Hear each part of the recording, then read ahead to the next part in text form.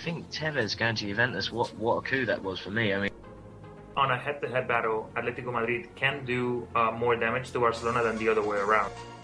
Either he's really blind or he's fixing the match. I can't see it any other way. I'm trying to get Sir Bob on my side here by saying City will win the Premier League. it is an upset. You would expect Man United to go and win there. Over $1 billion was paid in transfer fees between the clubs in Europe. It's football. It's damn football. Like Ferguson said, football. Bloody marvellous. Yeah, well, the celebration was, I can't believe I just scored against Mexico. At one point, Parma, I think it's only like 224 players under contract. Hey, they're going to throw me out of here, fellas. You're going to get me arrested on your show. If you're a serious talent, you're going back and you're playing for Santos. You know, you're going back to play for, like in Argentina, for River Plate or Boca Juniors, or you're going to Europe. He looked like the Ryan Giggs of old. He was more creative than any player on the pitch. He made Mata look stupid. He made Rooney look silly. Now, the Premier League is the most exciting league out there. I think it's probably the best marketed league without a question. When you look at the draw for the Champions League, you kind of say, well, all the pieces kind of fell into place for everybody except City. I am your host, Joe Usello. Sir Bob, Mike Orr, my co-host, Rob Rojas, my trusted co-host, Ben the Machine. Good evening, everyone, and welcome to episode 75 of Low Limit Football. I am your host, Joe Usello, back after a week off to celebrate the Memorial Day weekend here in the United States, and happy to be back to talk a little football. Joining me, first and foremost, Rob Rojas. Rob, what's going on? Doing well, Joe. Good. And also in the house, Mike Orr. Sir Bob, what's shaking? Hey, Joe, how you doing? Good. Just wanted to mention that even though we took that week off from podcasting, kind of a quiet week in football, wouldn't you guys say? Yeah, exactly. It's speechless right off the bat. It was rather controversial to say the least, and unfortunately, the way the week went, a lot of people forgot why we enjoy this game so much, and it's because it's the beautiful game. We're going to get into the politics and the dirty politics of it all with our first two guests coming up in just about 15 minutes. We're going to do something for the first time on this show that we've never done before, which is have two guests on at the same time and almost have a round robin, and I couldn't think of two better guys to do it with than Sulaiman, Folarin, and Juan Arango. Both of them agreed to come on. They actually know each other very well. Going to discuss all the giant FIFA mess that is out there floating around. I can't wait to do it because those guys certainly won't hold back at all, and they're extremely knowledgeable. So, but let's get into the little tidbits of the show that we normally that we kick off with, and that is our opening thoughts and our trivia question. So, Mike, if you would be so kind as to indulge us with a trivia question that Rob will get right and I'll get wrong, and Liam will get right as he messages it to you. If you're ready for it, let's have it. Liam will not get this one right. Really? You guys should be able to, though. Last week, Chris Wondolowski became the 9th player to score 100 goals or more in MLS history. Can you name the other 8? Oh, Jesus. I got one. Oh, yeah. Google. We all got the one. I just got the 2, actually. Never mind. All right, I got 8? think. 8, you said? Yeah, there's 8. Okay. 8 100 goal scorers. Okay. In MLS. I think I got a few. There's one that some people forget about, that's for sure. Okay. All right. And I'm just I'm writing a couple feverishly as I can think of them, so I'll keep jotting them down as we move along. So, like I said, gentlemen, we're going to be a FIFA heavy show tonight with Juan and Sulaiman joining us in about 10 minutes or so. At 7 o'clock, somebody that I'm extremely excited to have on, and unfortunately, it's going to be under tougher times for her. We're gonna have Kay Murray from Bein Sport on. I was really hoping for a Middlesboro victory in the playoff match against Norwich last week, because that would have been she'd have still been flying high in the sky on it, but unfortunately they weren't able to pull that off. So we're going to talk about other Bein stuff and other soccer things. And she was previously a correspondent in Spain, so she is well versed in La Liga. So going to be great to get her insight on that. We'll also be able to get some good insight from her on the Champions League match that comes up this weekend. Mike, I know you have a simulation for us that you're going to hold till the end of the show, I would imagine, correct? Yeah, it's nice already knowing the result and having my bets in, though. I'm sure it is, and I hope that bet is for Juventus. Did you get your bets in yesterday, Joe, on my MLS predictions? That was ridiculous how good that was. And Liam says he's going to take a shot at it, by the way. So you were remarkably on. You were right on point. You had the 2-2 draw between what was the late game there? It was New England and the LA Galaxy that was played in torrential downpours in New England, and you had the 2-1 Seattle victory on the late goal by. Did they give the goal to Deuce there? No, they didn't. No, they didn't, huh? No. So, but they did. Obviously, you had predicted at the beginning of the match in our private chat 2-1 to Seattle over the Red Bull, and you were on the money, 2-1. So you had them both right. So well done to you, sir. And that's why you cover MLS and we don't. And that's what I said yesterday to you guys. So, but let's kick off our opening thoughts here, guys. Now.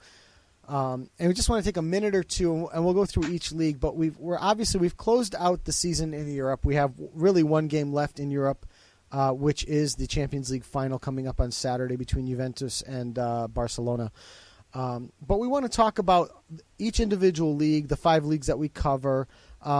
Just maybe some quick little talking points that we'd like to discuss. So let's take it by the leagues, by the way we normally go through them. And so that, Rob, I'm going to hand it off to you real quick and give me your quick 1-2 minute recap of La Liga, basically surprises, anything that you want to throw at us. No, I mean, obviously I wasn't really surprised. You see both teams contending for the title in the end, Barcelona, Real Madrid. However, I think it was a huge shift of power from the beginning of the season, from the middle of the season to the end of the season. You had Real Madrid dominating the first half of the season. Mm-hmm. And then Barcelona go into this crisis in January to start off the new year, while Real Madrid also go into this crisis, but then Barcelona were able to, I guess, bounce back from that crisis and go on this amazing winning streak with arguably the best front three in the world. Right. And that tide really turned after Christmas and after the Ballon d'Or ceremony, don't you think? Yeah, absolutely. Yeah. Absolutely. So, taking it over to, excuse me, I'm sorry. We just have to qualify that a crisis for those two teams isn't quite the same as a crisis for other teams either. Yeah, you're not kidding. I mean, look at the fallout at Real Madrid at this point. Ancelotti's gone. They're talking. They lost the half. It's all over. Yeah, they lost the last 5 minutes. Forget it. Yeah, it's crazy there, but that's part of the passion, I guess, and the following that those teams definitely have. I think, Mike, you had put it really well, because when Rob, when you sent over the link about the new record for goal scoring between those top 3 players, between Suarez, Neymar, and Messi. Yeah. Mike, you had mentioned that the league was imbalanced or unbalanced, or not. Suggesting not necessarily that it was terrible at the bottom and unbelievable at the top, but just that there is a big gap between the top 2 or 3 teams in Spain, and as you move through the league, and I would tend to agree with you, and that would obviously make for higher goal scoring totals for people of the skills of Messi. I don't think a guy like Messi or a guy like Cristiano Ronaldo scores 40, 45 goals in England, and I don't even think they do it in Italy or Germany. But I think they could easily do that in France, but certainly not in the other leagues that we mentioned. So, and it's not to say that the league is bad. It's just that, as you move down the food chain, the difference between the quality at the top and the quality at the bottom is very, very, very different. So, and I think they're a little more evenly matched in England, for sure. So. Just want to move it over, because we only have a few minutes to spend on each league. Some thoughts that I had on Ligue 1 this year was I was surprised, not necessarily that PSG was able to hold on to the title and repeat as champions, but that nobody could really hold them off. The season started out well with Marseille really taking charge, and we saw Pierre-Andre Gignac step onto the stage and go on a nice little hot goal-scoring streak, only to really falter under Marcelo Bielsa, about halfway through the season. But at that point, PSG really didn't get into the act either, and it was Lyon that was the kind of the Cinderella story. We had Alexander Lacazette and Fekir really doing the goal scoring there. Lacazette winning the goal scoring title in France that we'll talk about in a few minutes. But I was surprised that neither of those teams could actually hold off PSG when all was said and done. And PSG pulled off something this year that had never been done in France before, which was win the domestic treble. So that was, there's something to be said there. There's certainly some quality there. Also in the league, we saw the birth of three dynamic strikers in Fekir, Lacazette, and Gignac. And it's going to be interesting to see if those guys will stay in France or if they'll move on to other leagues, move on to England, move on to Italy, and see what happens there. The last thing is Monaco, for all the talent that they lost with James Rodriguez and Radamel Falcao, only finished 9 points worse than the previous year, and they had a successful Champions League, making it to the round of 8, to the quarterfinals of the Champions League ahead of PSG. So, certainly I would say a bittersweet season for them, but certainly a successful season nonetheless. And they still managed to work their way back into Champions League this year as well. So, good to see that Monaco can lose top talent like they did, but still be successful moving through. So those are just my quick 2-minute thoughts on Ligue 1. Rob, I'm going to send it back over to you to give me some closing thoughts on the Bundesliga. Well, you have some surprises there, but then in the end, I think it was expected. Bayern Munich as champions quite easily, if you ask me. Obviously, the big shocker was Dortmund's start of the season, where they ended up in the relegation zone, yet doing well in European competitions. But then it took I guess I don't want to say if it's a miracle or anything, but a huge comeback to go from the relegation zone to 7th and Europa League. Quite surprised to see Wolfsburg in the Champions League spot as well, with Borussia Mönchengladbach. But with the team that Wolfsburg had and the quality they do, they definitely deserve to be in the tournament. No doubt, and certainly with the news of Jurgen Klopp leaving, it's kind of a shock there. And it came out, I believe it was either yesterday or today on the radio, that Klopp is looking more and more like he will be taking a leave of absence, kind of like a year off, and not actually jumping onto a side. Many people suspect it's the Pep Guardiola effect, is what they're calling it, because Pep didn't move over to Manchester City, means Pellegrini didn't move. So there, and obviously Bayern didn't vacate, which would have been a spot for Klopp, and it could have been a spot for Ancelotti. And the Real Madrid position was filled so quickly that I think that there's just not going to be much coaching movement from here on out, according to what the pundits are saying. So I think that's had an effect, but it's going to be good to see wherever Klopp ends up. I'm going to move into Serie A real quick, and I was thinking about this, and I found our predictions from the beginning of the year.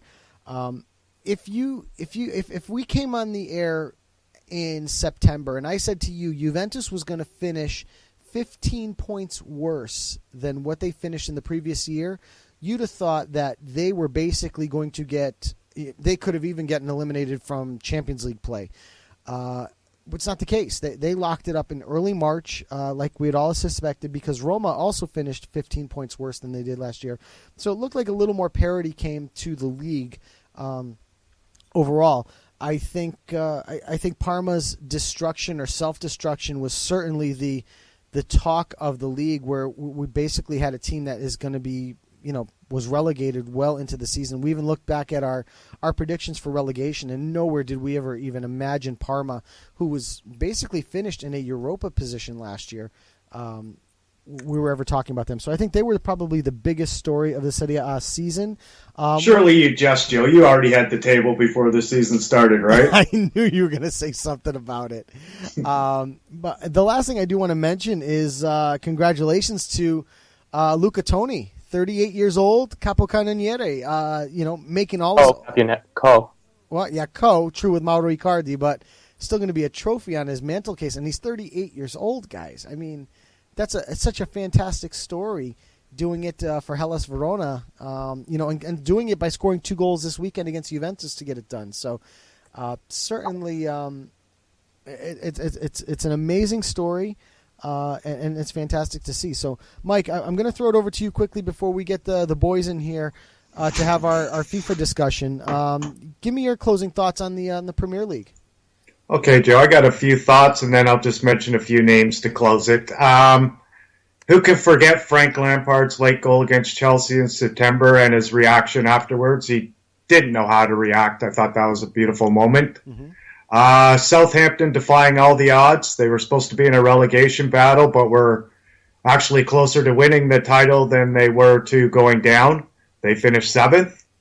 Nigel Pearson's one-man show, when he wasn't grabbing opposition players by the throat or calling a journalist an ostrich. He was orchestrating one of the greatest survivals in the history of the EPL. It's easy to forget that the Foxes only had 10 points after 17 games this year and were able to win 4 in a row in April to avoid the drop. Sadio Mane's fastest hat trick in EPL history, scoring 3 goals in just under 3 minutes. Mm-hmm. And the last thing that made me very sad this season was boring Chelsea. Joe, sure, they won the title, but does it really count if no one's seen it because we were all sleeping? That's right.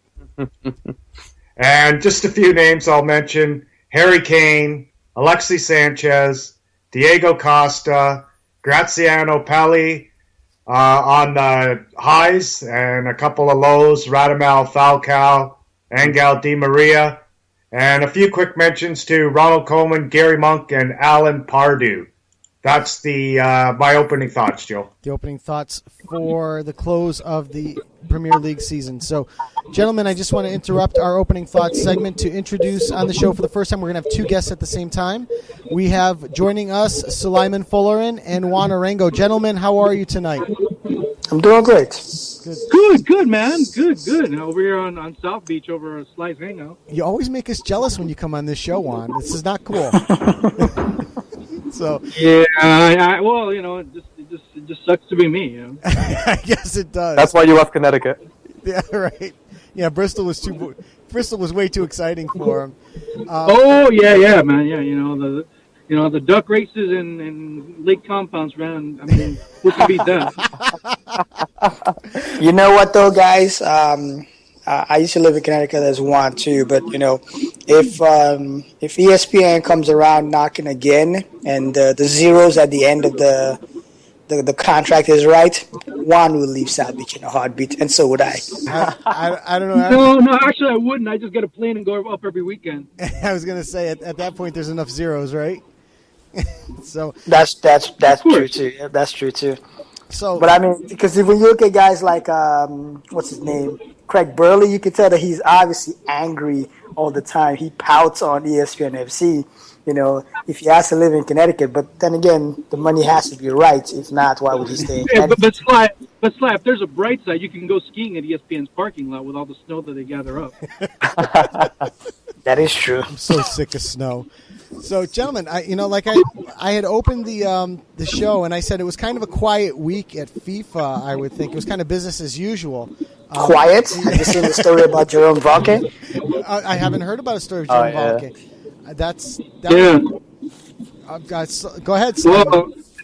Between what's going on, what Sly said about Jerome Valke, and also about Julio Grondona's son saying that he was an outstanding citizen. I mean, come on, you got lots of topics to discuss today, man. Yeah, the story that just broke that the FIFA top executive that the U.S. government was talking about was Jerome Valke, who transferred money into the CONCACAF account, $10 million. But it's been said that even though he is unidentified high-ranking FIFA officials, they're not going to prosecute him. There's no indictment against him yet. There's also news that just broke that Sepp Blatter himself is going to be traveling to the United States for the Gold Cup final and traveling to Canada for the Women's World Cup final. I don't know if you guys have heard that yet. I would hold off on him coming to the. No, dude. No. He can stay at my house, dude. Come on. No, and here's why. And here's why I would hold up on him coming to the CONCACAF finals. I mean, Sepp Blatter hasn't been to the United States since 2011. He hasn't had any reason to attend the CONCACAF Gold Cup finals. So what is the incentive now to spite the U.S. government or to rub it in their face by attending? There's really nothing to incentivize him to attend. He can easily meet with the CFU members who voted for him in Switzerland or somewhere else in Europe, rather than meeting with them, unless there's a General Assembly that's going to be meeting the CONCACAF during the CONCACAF Gold Cup. Yeah, exactly. I mean, but then again, why would he want to meet with them? Why would he want to meet with them in July when he already just met with them on Friday? He definitely shook their hands after they voted for him. So what is there to do again in July that he hasn't done on Friday? I wouldn't be surprised if he didn't attend the Gold Cup, because he hasn't attended in a while. So where is the incentive for him to attend now? But I mean, it's just quite interesting to see that the Valkyrie story is just breaking.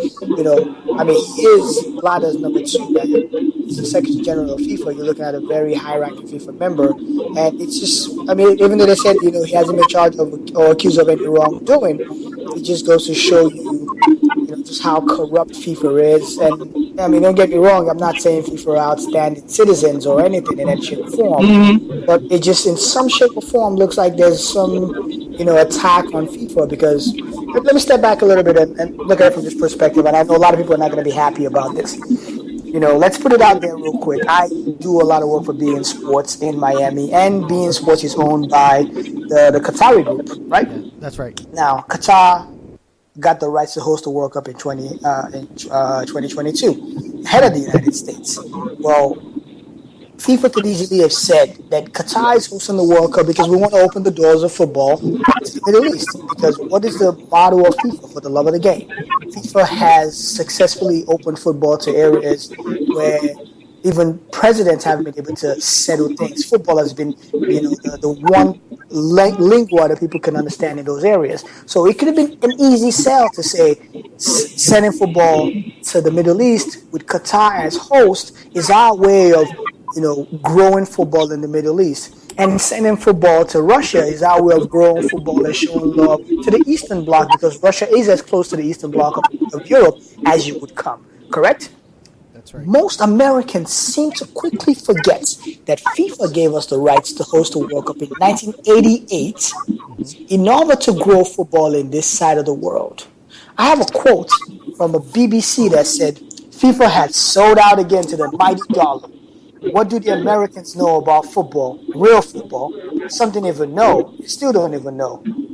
What does that say? That was right after the U.S. hosted the World Cup. That was a quote from the BBC to review the 1994 World Cup.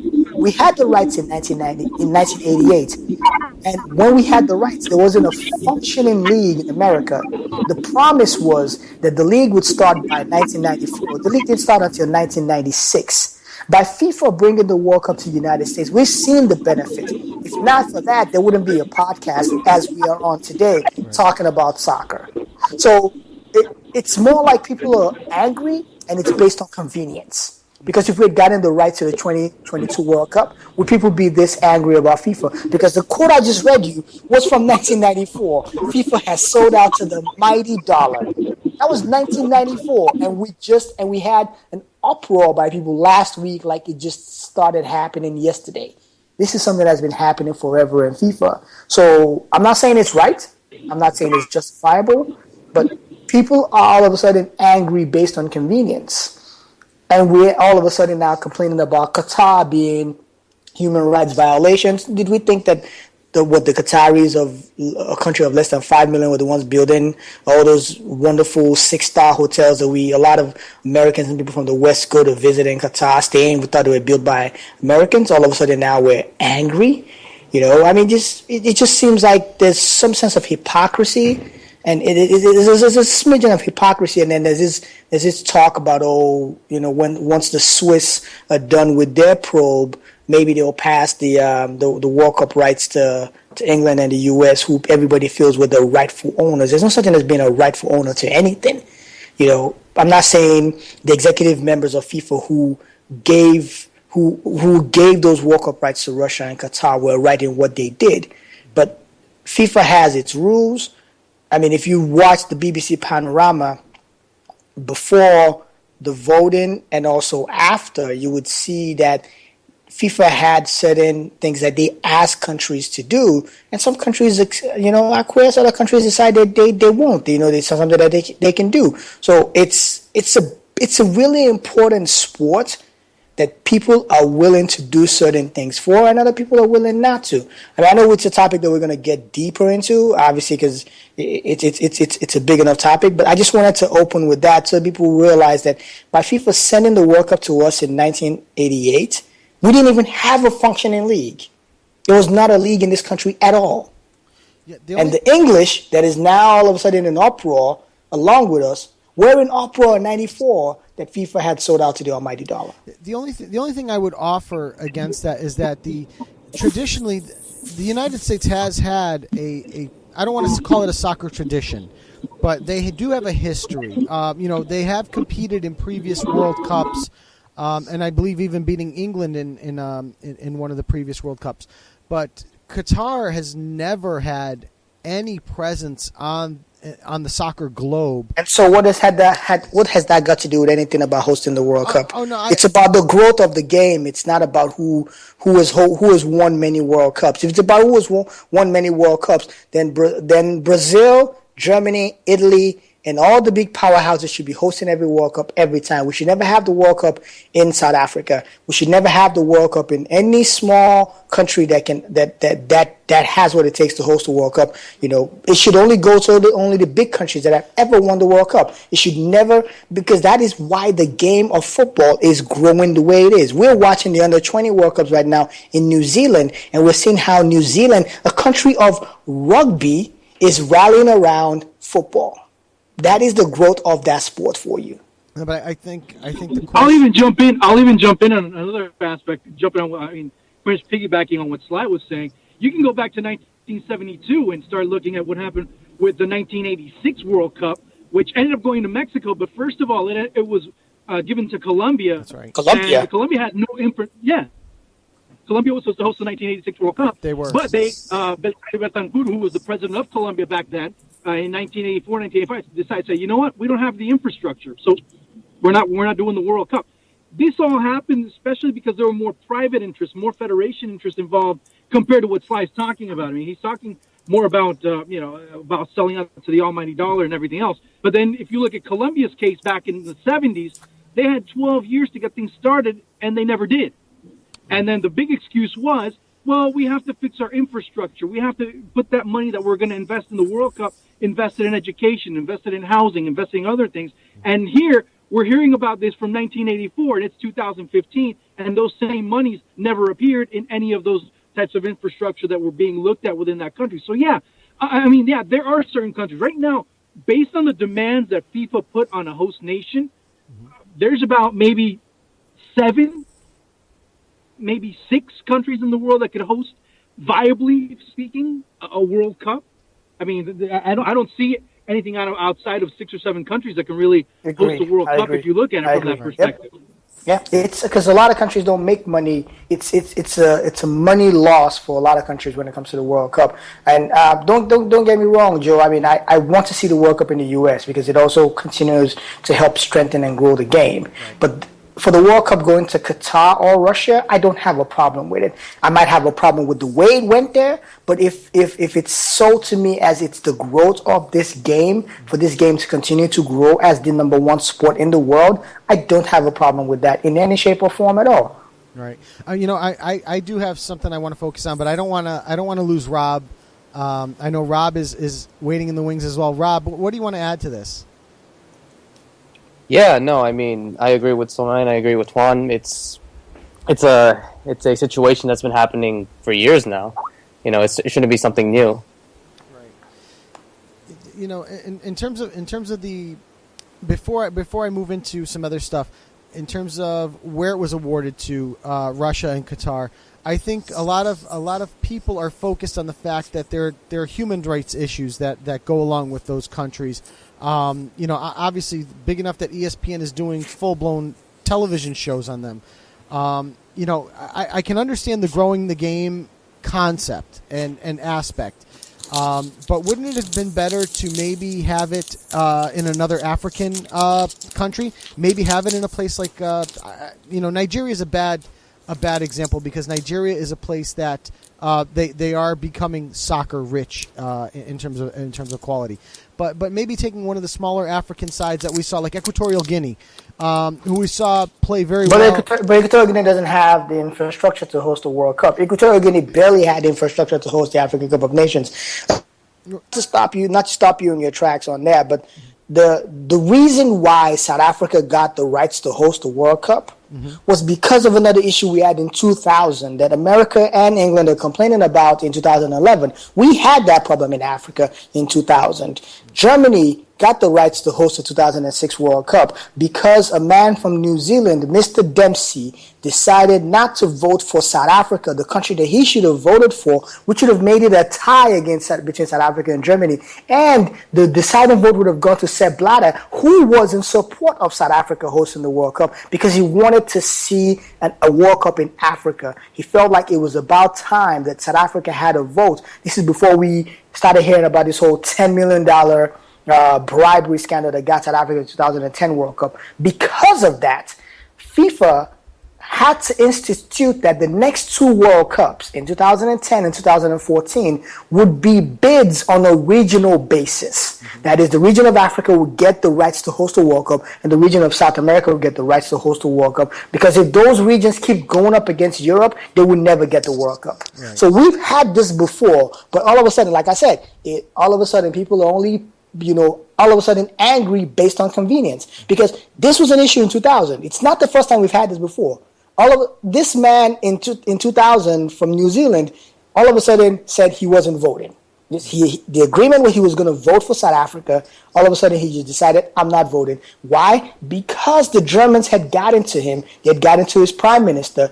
I mean, and this is all political, guys. This goes beyond the FIFA delegate. It goes to the presidency of those countries. That's how big this issue is. And then Africa cried foul.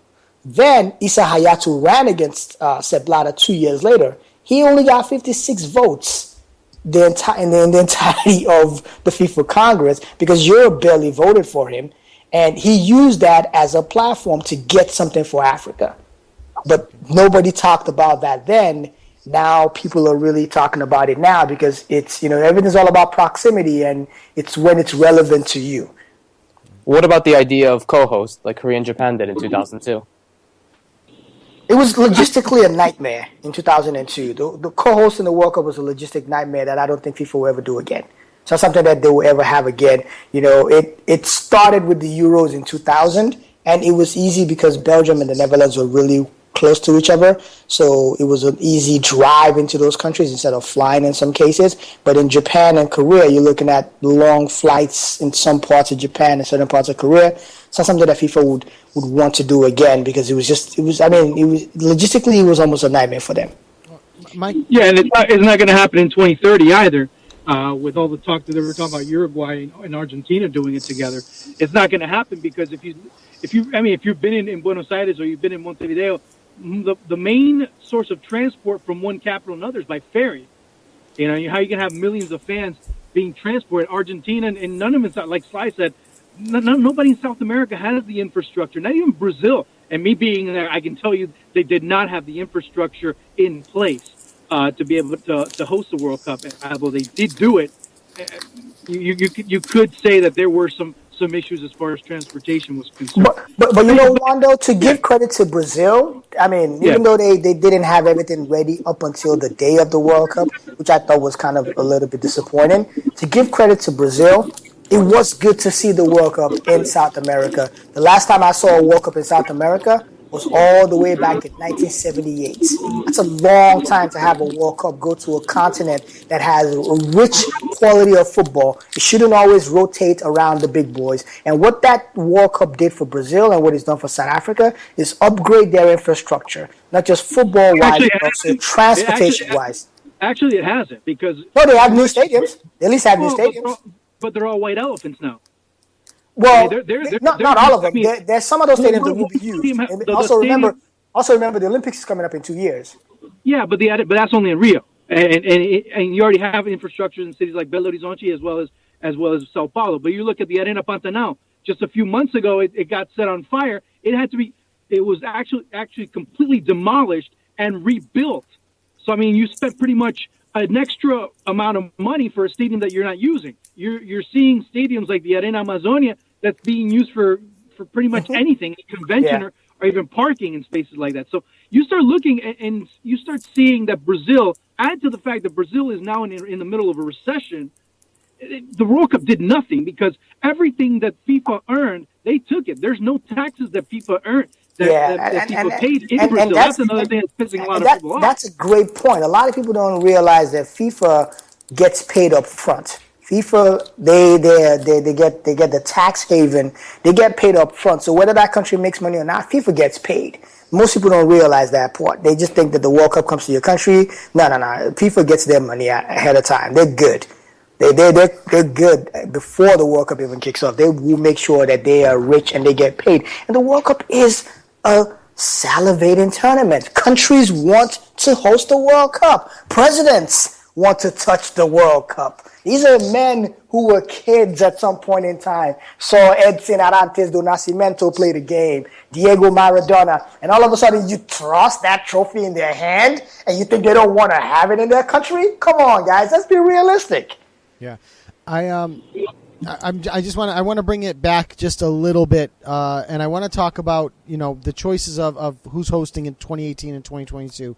We mentioned the human rights issues that come with both countries. And we talk about growing the game. Is there a country in either of your guys' minds that would have been better choices, regardless of the infrastructure? Because at this point, neither of these countries have enough infrastructure to handle this tournament. It's pretty much, I think most people are in agreement of that.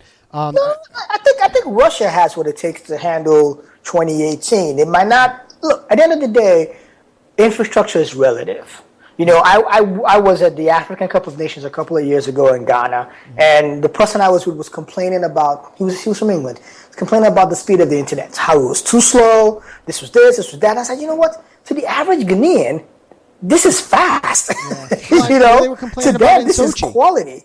But to us, where we're coming from, this is not fast enough. Right, So sometimes we have to look at it based on, you have to step out of our little box and look at it from the people's perspective.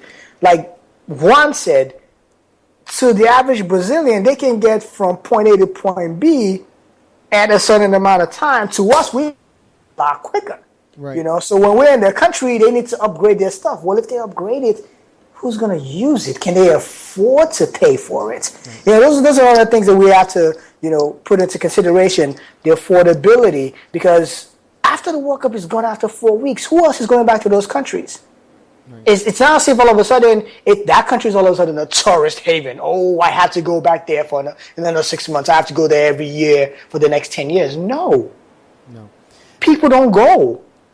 But I think it's pretty well regarded that Qatar does not have the infrastructure at the moment. They certainly have the money to build the infrastructure, but they don't have the infrastructure at the moment to host the World Cup. I mean, these guys, you've really got Doha and you've got nothing. So they're building full-blown cities to accommodate the World Cup. My question to you guys is, talking about with keeping in mind of growing the game, would there have been or could there have been a better choice of country to grow the game in, giving all the human rights issues that you get out of Qatar? But I'm going to just say we've always known of the kafala issue in the Middle East. It's not the first. This is not the kafala issue in the Middle East is not a new phenomenon. It stretches across the entire workforce, whether it's blue collar, or it's, high-paying jobs. It's been like that in the Middle East.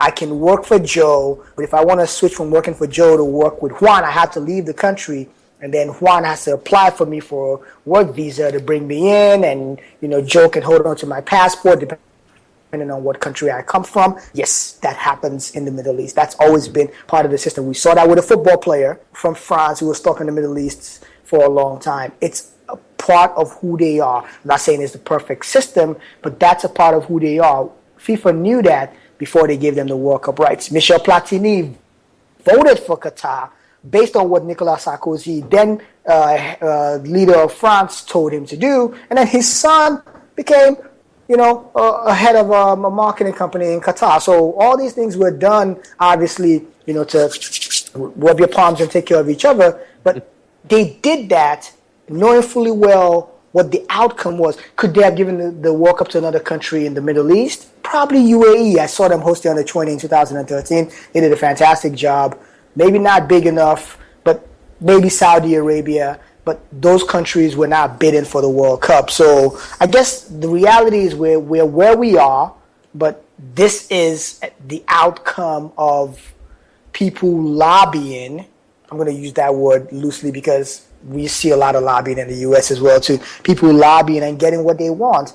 And that's what Qatar and Russia did. And it's exactly what they did. I mean, if you start looking at that, you can add other people. You mentioned Platini. You can also mention Zidane. You can also mention Guardiola and Xavi and many other people that really put their faces out there and say, hey, Qatar is a place to come. So, it's funny you hear that, and now there's like so much silence coming from that camp that it's deafening at times. But if you start looking at, all the work permit issues, all the other topics that you start looking at, and the human rights records, yeah, fine, but you know what? And again, Sly said it before. It was there. It wasn't something that was just created in December. It wasn't something that emerged in December of 2010. It's something that's been around, God, for hundreds and hundreds of years. And, well, of course, even during the imperialistic times when England was the lord and owner of that region of the world, it was there as well. So, things have changed, but they haven't changed so much that there's still certain things that have been established since way back in the day. So, you start looking at that, and it's something that you need to start looking at even deeper. And, yeah, and the rules were set, and they pretty much went with it, and that's how it came to be. Unfortunately or fortunately, depending on what side of the fence you're sitting on. Let me play devil's advocate a little bit here. We could say, why should we give it to the U.S. and England? They're two nations that, have had some issues with racism in the past. England is passing a bill right now to eradicate all forms of illegal immigrants. If you're an illegal immigrant in England, they will uproot you and have you kicked out of the country. You cannot have anyone rent an apartment to you or a house. You can't have a job. If you do have a job and you have money in your account, the government will seize that money. Why should we give the World Cup to that country? That country is not tolerant. Why should we give the World Cup to America? They're shooting black people. The cops are shooting black people all over the place. So there are issues with every country. I'm not saying it's not a perfect world anywhere you go to. The reality is there's something in those countries that we could easily find a reason to justify not giving the World Cup to a lot of countries. Xenophobia that we saw in South Africa, it's been around before. It's not the first time it's been there, but the World Cup was played in South Africa. Brazil had its issues, but the World Cup was played there too. So there are countries around the world that have, and there's no perfect place. We can always have an issue that we can pick from those countries and see and use that as our reason for not giving them the World Cup. But can we base it purely on sports? Can we base it purely on growing the game? Because if we decide to base it on other issues, man, there will be so limited. The limit of the amount of countries we're going to give the World Cup to will be very limited. The numbers will be very limited. Sulaiman, it's Mike in Toronto here. I just want to interrupt you for a second. I think that every country does have issues, but we really have to work hard to award it to a country where up to 10,000 migrant workers are going to die during the building of these stadiums, these cities, this infrastructure that doesn't already exist in any shape or form. there are countries that the World Cup shouldn't go to based on reasons that other countries just don't have. The Vancouver Olympics, one person died during the building of the venues there.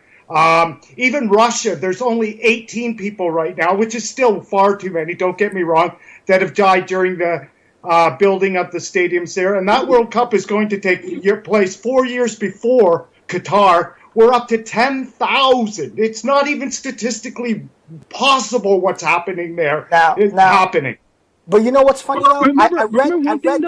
I read that stat as well too. It's an estimation. How do we estimate the amount of people that are going to die? Okay, so even if it's not 10,000, Solomon, and they can't all be attributed to the World Cup, it's at least 1,000, which is 1,000 times more the death rate than Vancouver. 1,000 times. You know what though? That's one thing that I don't understand in terms of the kind of work rate that these people are put through.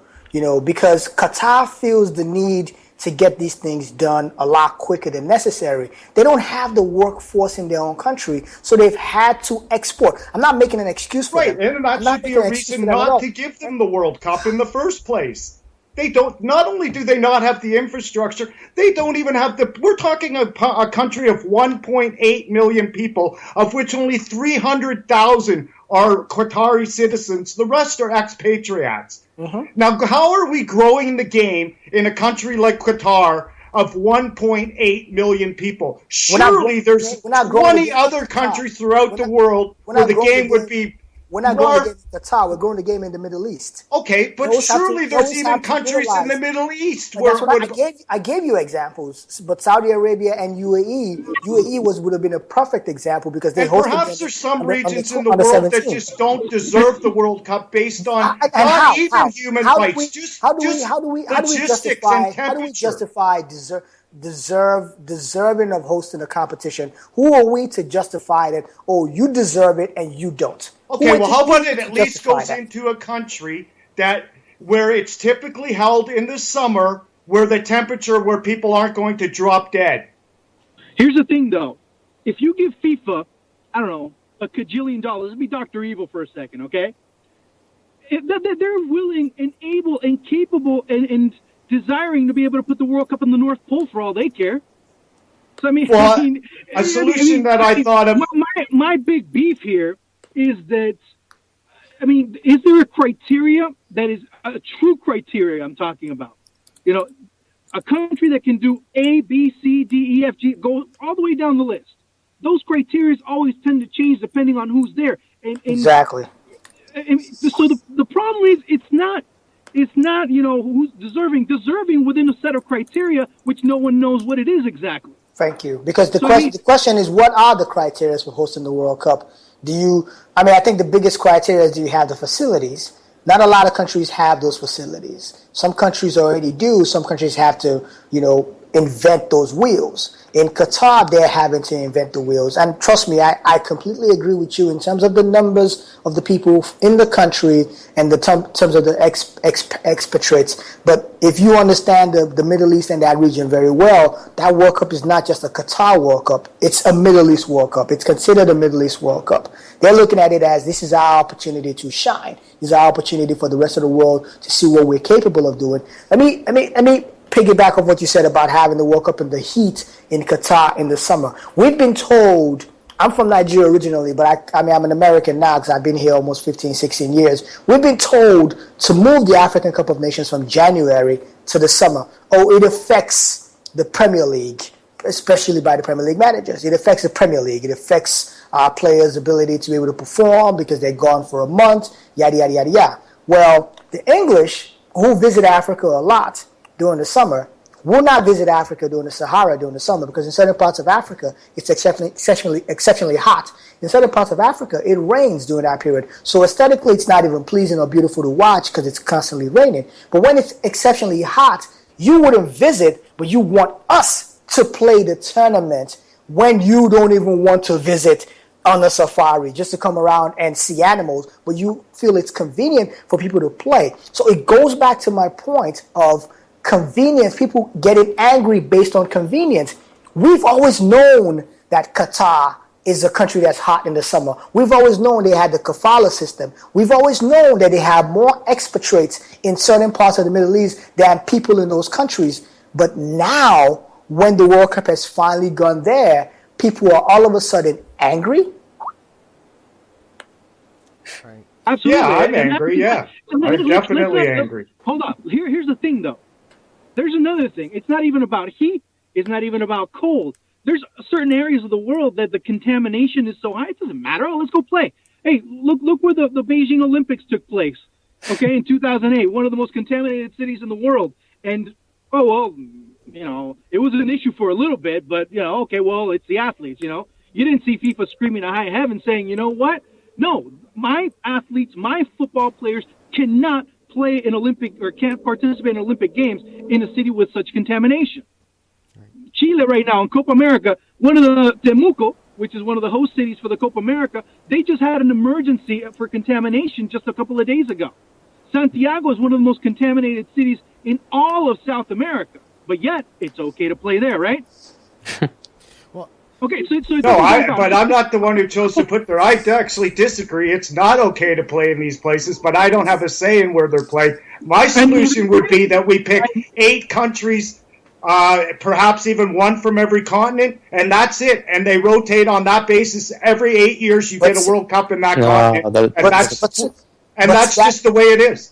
But see, you guys said at the beginning there are only 7 or 8 countries in the world that can afford to hold this tournament in the first place. Brazil was an absolute disaster, regardless of what you said earlier. The infrastructure there is no better than it was. The stadiums are being inhabited by homeless vagrants. Like, it's not better. Hold on. Calm down, Sparky. Here's the thing, man. Look, Brazil, from a logistical standpoint, was a disaster. I mean, there was a lot of things that went on, you know. But if you look at it from a tournament standpoint, it was a success. Exactly. I know I'm kind of talking out of both sides of my mouth, but after a slide this, I'm like, I wasn't. But the tournament's always a success on the field. That's regardless. It's always a success on the field. Though. You're right. You're exactly right. Right, so if we only had it in 8 countries, we wouldn't have these stupid votes where the corruption takes place, because we already know where it's going to be every 8 years. But see, that's the issue that I have. That's the issue. Thank you so much, Juan. You took the words right out of my mouth. The motto of FIFA is for the love of the game. How do you grow the game of football when you keep having it in the same places over and over? Perfect example: the CONCACAF Gold Cup. When was the last time the Gold Cup was outside of the United States? I don't even remember. Back in 1999, 2000, when it was in Mexico. Okay, when was the last time it was outside of the United States and Mexico combined? I don't think ever. But here, Sly, let me tell you something, man. I've been to some of the countries, and they don't have the infrastructure. They don't need to have the infrastructure, Juan. They don't need to have the infrastructure, and here's why. And I'll piggyback and give you Africa as an example. Issa Hayatou is by far the most terrible leader in world football. He's worse than Sepp Blatter. He's Blatter's senior VP. He's that black guy that stood behind Blatter that looked like his bodyguard. That was him at the when Blatter was giving his speech. That's the president of the Confederation of African Football. Issa Hayatou's ideal and CAF's ideal is to grow the game of African football in Africa, to take it to places like Equatorial Guinea, to take it to places like Gabon, small countries that have never had the competition. And here is a perfect example why. We had the African Cup of Nations in Equatorial Guinea in 2012 and Gabon. Both countries co-hosted the tournament. When Morocco pulled out on us last minute, citing Ebola as the excuse, which was a bollocks excuse of all bollocks excuses, because it was all based on financial reasons. Their tourism was going to be affected, and they were scared about, they might lose tourists coming from Europe because of this tournament in Africa. Equatorial Guinea bailed us out. Why did Equatorial Guinea bail us out? Because they had already hosted the tournament 2 years before. If we hadn't given it to them, if we hadn't tried them on it, they would have never been able to bail the tournament out. Africa would have never been able to have its major tournament. But it's easy to keep having a tournament in the U.S. because CONCACAF makes money off of it. How do you grow the football in Jamaica? How do you grow the football in the Caribbean? How does CONCACAF as a region grow? If only, look, at the end of the day, if U.S., Panama, Costa Rica, Mexico, and Honduras keeps going to the World Cup, the region is never growing. The region is never growing. Because then how do you grow the smaller boys? In Africa, we've had Angola at the World Cup. We've had Togo at the World Cup. They might have had a terrible World Cup, but guess what? Scouts are now going to those countries to find footballers like Emmanuel Adebayo, like all these other players. Why? Because they've seen the quality come from those countries. If you never see a Jamaican at the World Cup or Trinidad and Tobago at the World Cup, and the last time you've seen them is 10, 15 years ago, you're never going to keep going there to go look for talent if you never grow your region. If the game keeps revolving around the same group of people, it's pretty much nepotism and favoritism, because it's like, oh yeah, we'll toss it to the US this year, we'll toss it to England next year, we'll toss it to Germany next year, we'll go to Spain the following year. At the end of the day, it's having the same group of people hosting the World Cup. It's never growing the game in other parts of the world. But one thing to add on what you're saying, it's not just about trying to grow the game. It's in some countries, and I'll just leave it at this, it's also wanting to grow the game. It's what? Wanting to grow the game. Some countries aren't interested in growing. These are just observations that I've seen when I've been to certain countries, okay? But it's all about the leadership of CONCACAF. It's not, see, if your leadership has an ideal to grow the game, because think about it like this. If the CONCACAF Gold Cup keeps happening in the U.S., what's the incentive for Trinidad and Tobago, Jamaica, or any of these other countries to ever want to grow to grow the game in their country? They know they have to just show up and play in the U.S., that's all. That's all they need to do. If Mexico keeps playing all their international friendlies in the U.S., what's the incentive to play in Mexico? There's no incentive. Financial. If you know, it's financial. Exactly, it's financial. But if you give these other countries an option and say, hey, look, Canada should host the CONCACAF Gold Cup next time around. It's taking the competition to another place to grow the game in that country. As Canada is, I mean, we all know hockey is the number one sport in Canada, because I think it's the Maple Leafs have 6 beat writers from the local newspaper that cover the Maple Leafs. Can you imagine that? 6 beat writers cover the Maple Leafs, 1 hockey team. How is Toronto FC growing in Toronto? How is Montreal Impact growing, or Vancouver? How are those other teams growing in Toronto? How is the sport gonna grow in Toronto when they've never seen the Gold Cup over there? Now we've seen 2 women's World Cups go to Canada. We saw the Under-20 World Cup, which was a success in Canada last year. I don't know if people saw that in the summer. It was a huge success. And we're seeing the Women's World Cup this summer as well, too. That's the initiative from FIFA, not from the region, not from the Confederation. That's the initiative from FIFA. And that's what I'm explaining to you that happens in CAF as well, too. And in fairness, though, no other country wanted the Women's World Cup. I don't know about that. I don't know about that. Actually, there was. But also add to that the fact that Costa Rica did host the Under-17 World Cup as well, and in 2017. And here's the other angle that FIFA and even CONCACAF are even taking, because now what they're interested in is not just growing football, but growing the other versions of the game in the region as well, such as beach soccer. In 2017, the Beach Soccer World Cup is going to take place in the Bahamas. Yes, if you start looking at that from that perspective as well. Futsal is also taking off in Central America and certain parts of well, not necessarily the islands, but those are the spin-offs, and for lack of a better term, I use spin-off, but these are the different versions of football that are being created. Why? Because to the people in the islands, playing beach soccer is kind of that great equalizer to be able to create. In El Salvador, I went to Costa del Sol for the CONCACAF qualifiers for the World Cup that's going to be taking place in Portugal in a couple of weeks, and it's a beach soccer mad country now. No longer is La Selecta the number one team in El Salvador. It's the beach soccer team. I mean, there was a national day of mourning when El Salvador were eliminated and didn't qualify for the World Cup just a couple of weeks ago in beach soccer. So I mean, you start seeing the other initiatives that are taking place, and is it harming football? I don't know. But it's giving an interest to the game in different sectors and different versions of it as well. So, gentlemen, I know we're running out of time, and I know, Juan, you definitely have to go because you have a pressing engagement. I do want to ask one last question of both of you before we let you both go. And I, it's pretty much well regarded that FIFA is corrupt. Okay, one of the most corrupt. And I know I'm not going out on a limb on that, but in 30 seconds or less, I'd like both of you to comment on what you think needs to be done to clean up FIFA. Sly, I'll go with you first.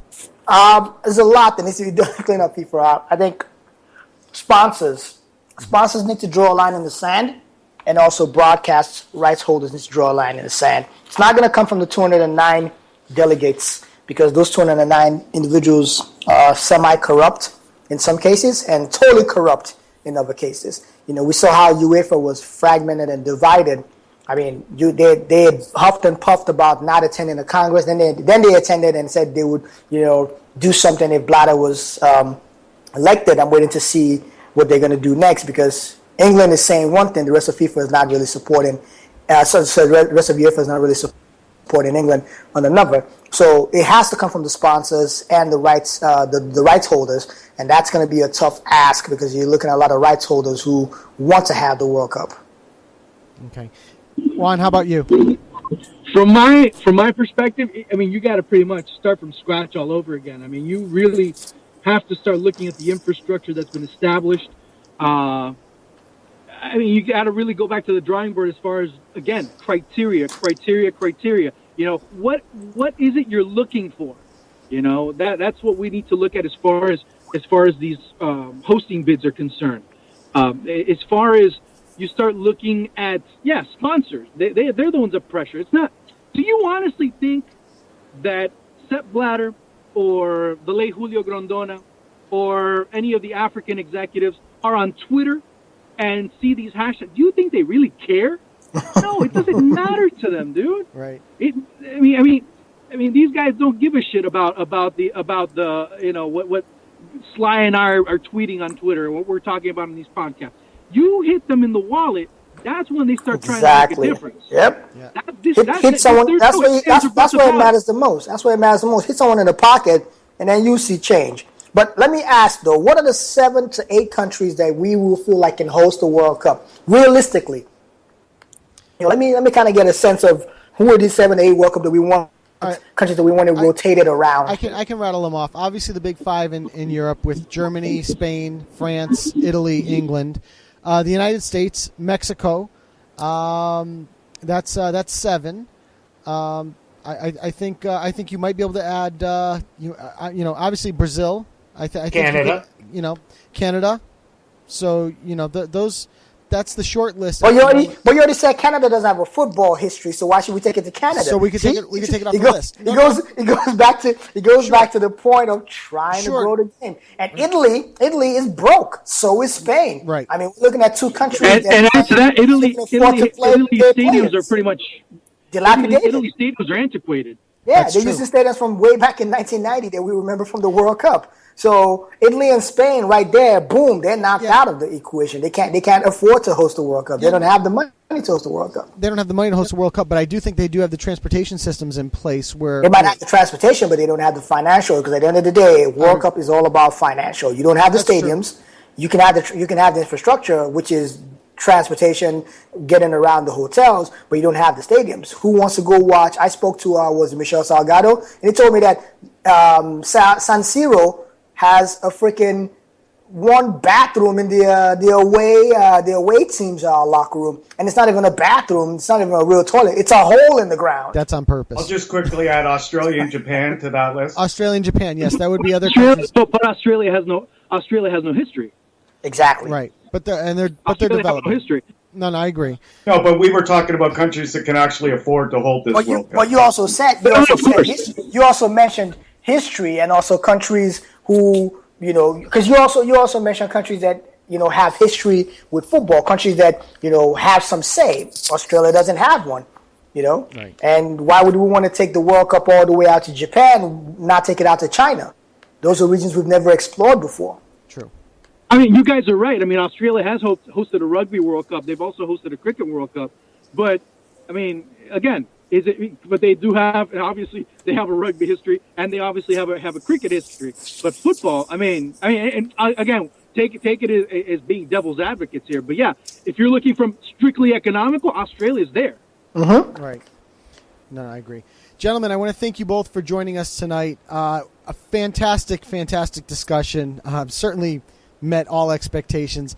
And we definitely want to have you both back soon and discuss Copa America. Hopefully not talking FIFA. Right. No. Actually Juan, will you be doing any more Rabble TV? Thank you, Mike. Yeah, I will. Actually, I'll be doing some Ravel TV of Copa America, and I'll probably be doing some other stuff. Nothing concrete yet. I'll probably make the announcement in the next few days about what I'll be doing Copa America wise, but definitely doing some Twitter chats. I'm actually doing like an Ask Copa America segment on Twitter, to answer any questions about the tournament. And I'm still waiting to see when Sly wants to call a game with me. What's that? I'm still waiting for you guys to tell me when you want to call a game or something, man. It's not my call. It's that. That's way above my pay grade. I just can't afford you. Nah, stop saying stuff like that. Stop it. Say stuff like that. Well, I mean, the CONCACAF Gold Cup, CONCACAF Gold Cup is coming up, so I mean, I know I'm available. I'm a free agent, so hey, I know my CONCACAF well enough, so let's do it. You're a CONCACAF guy. Mine, so yeah. Oh, you're a CONCACAF guy, so I mean, you make it happen.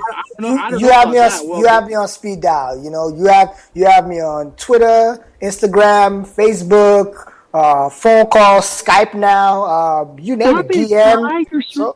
So you give me a call. You let me know. There's no talking to my people. This is the direct line. You let me know, and hey, shoot, I do a CONCACAF World Cup in a heart. I'm just waiting to get the bat line now. That's all I need.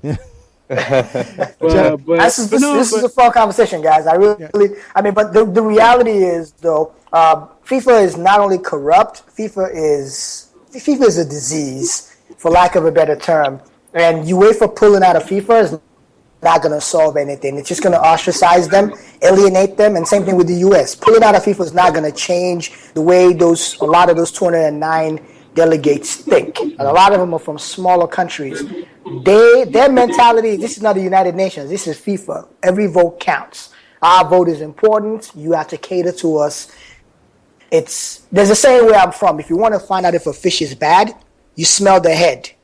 Mm-hmm. Well, we do know that no matter what anybody says, the head at FIFA, he might have not been caught with his hand in the cookie jar, but he definitely has some smear on him. So it starts from the top. Yep. And if you want to make changes, you have to make changes at the top. Prince Ali's, 73 votes was symbolic, but it's just no disrespect to Europe. It's their way of using people again. They did the same thing with Mohammed bin Haman. They've used two guys from the Middle East in two successive bids against Sepp Blatter, and they failed both times. What happened to Jerome Champagne? He could have been a better candidate. Why doesn't UEFA put someone forward? Michel Platini had a handshake of peace with Sepp Blatter. Michel Platini wants to be FIFA president. That's an open secret. Everybody knows that. Michel Platini goes where Blatter goes and shakes hands with the same guys Blatter shakes hands with, because he knows that that's the way he's going to get in as FIFA president. But no one's going to vote for him because people are scared of UEFA because of their European interest. Right. Gentlemen, thank you again for joining us tonight. We really appreciate it. And again, we're going to have you back again soon to talk actual football instead of politics. No problem, guys. Thanks a lot. You guys have a wonderful evening. All right, you too. Talk to you guys later. Take care. Take care. Thanks, Juan. And that was Sulaiman Folarin and Juan Arango. I'm gonna go just right into it because our next guest is waiting in the wings, and I know she's pressed for time, so I want to get her involved and in on the conversation here quickly. But again, we're gonna actually bring it back to football discussion now instead of discussing all the politics that comes along with world football. But we're very excited to have her joining us for the first time on Low Limit Football. Is none other than Kay Murray from beIN Sport. Kay, how are you tonight? Hello, I'm very good, thank you. It's not actually at work today, so it's been nice to not talk football for the day. I've saved it all up for you guys. Fantastic. And I wish we had tweeted about a week ago, and I wish we were talking on better terms with Middlesboro. Unfortunately, it didn't go the way that we were all cheering for, including James Hart, who joins us on our Skype chat. But he was a big Middlesboro supporter and went back and forth with you frequently on Twitter discussing the team. So, I want to start with them quickly because I know they're dearest to your heart. Tell me what you think of the season, and will Patrick Bamford be there next year to take them to the top of the championship again? Oh, well, the second question I'll get to in a moment. I think that when you actually look back at it, when all's said and done, it's actually huge progress and a lot of success for Middlesbrough. When Aitor Karanka came in at the end of 2013, they were 16th in the table. He came in at the end of the year, so he didn't have a full season with them. And we got near the playoffs, but not too close. But nobody was expecting it too much then. So for the next season, his first full season in charge, when he's had a pre-season with the guys as well, to take them all the way to the playoff final is actually a brilliant success for them.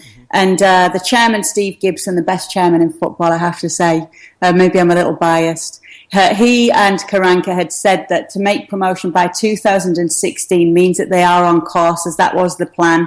So there's been so many positive signs, and my mum was at Wembley on the final day and she said she wouldn't change it for the world. She said it was still just fabulous to be there and to see the support. The fans are all in love with the team right now. So it's okay. I think it's going to be fine, and I think next year they just need to make sure they do it the automatic route. Exactly. Now the Patrick Bamford part, how about that one?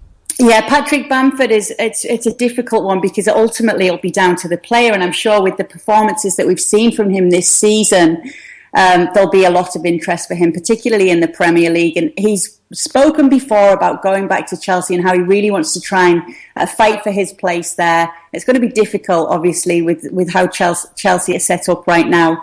So we'll just have to see. I know that Middlesbrough would definitely love to fight for him and to try and get him to come back, but it just depends who else is interested in him, if he is going to go out on another loan deal, and whether he wants to stay with Middlesbrough and try to do that, or whether he does want to play some Premier League football. So we'll just have to see how that one turns out. But for us, he has done absolute wonders this past season. He really was. And for me, every time I watched him, I also saw that for such a young guy, he'll try things that maybe a lot of other strikers might not try, especially at that age.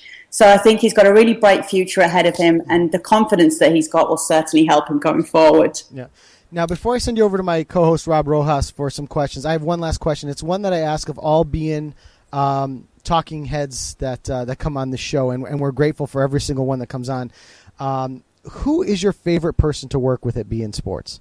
My favourite person to work with at beIN Sports is Ian Joy. He's like a brother to me. Yeah. And I suppose that when I first started there, I was on with him even on my own, so I was constantly on with him.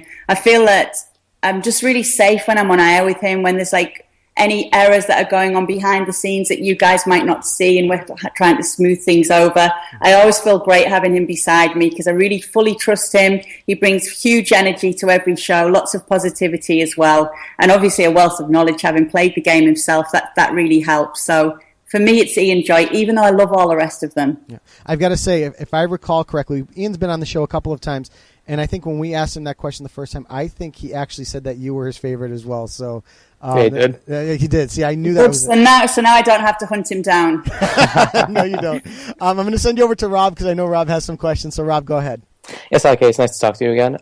First question to you is, how was the FIFA Interactive World Cup Championship? It was great, thank you. It was actually really super cool this year because David Alaba came along, and so did Christoph Kramer. And the really funny thing about these players, when they real footballers, as we call them, play our virtual footballers, and they play them on the game FIFA 15, they're so competitive, and they're actually really good as well.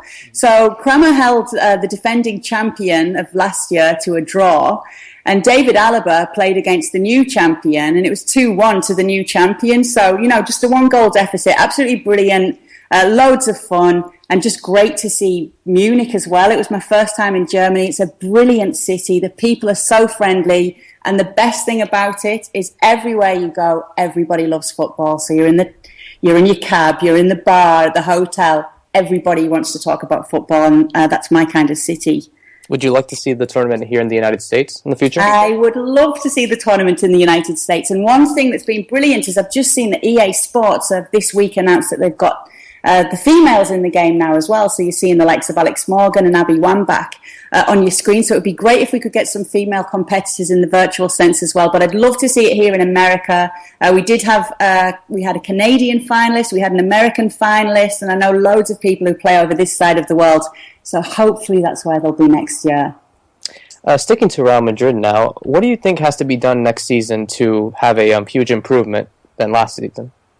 Yeah, it's a tough one with Real Madrid at the moment because for me, they've already made a huge mistake in getting rid of Ancelotti, but that's that. And, one of the really important things, if it is Rafa Benitez, which looks highly, highly likely, is to get the players on his side first, because one of the amazing things that Ancelotti doesn't even get as much praise as he probably should is the fact that he got this team of huge superstar individuals, if you like, playing together as a team. And the players loved him as well. So the most important thing, first and foremost, is for Benitez to get the players on his side. And it will be interesting to see how he's grown as a coach over the years, because if there was one criticism of him, it was that when it came to his man management, he was very hard on his players and wouldn't give them too much, a bit of a hard-nosed manager.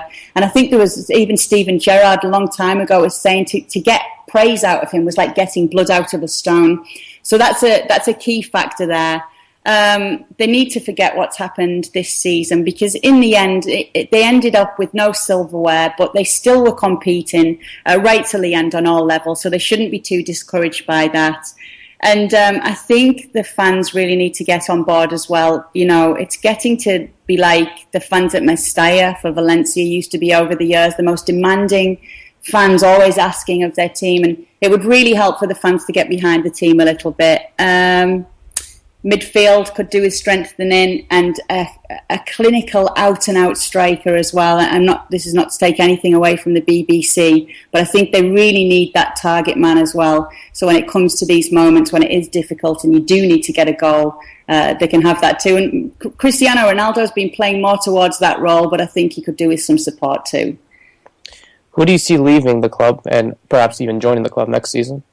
Yeah, it's funny because I'm not too sure. There's so many rumours going around who may be joining the club, and then they almost seem to be dismissed. And it's always the same with Real Madrid. It's the players who are looking to be the best in the world, and it's the players that you've seen have a brilliant season, they'll get linked with Real Madrid. So your Pogbas, your Verrattis, and we're seeing that, and then we're seeing, oh, well, maybe that's not where they'll go, maybe that's not the case. So I'm not too sure who might come in yet. Obviously, we know Khedira's going. They say Bale's staying.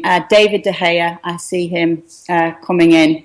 But that makes it interesting for Iker Casillas then, and if he will move on, which I think at this time in his career he should go and try something new.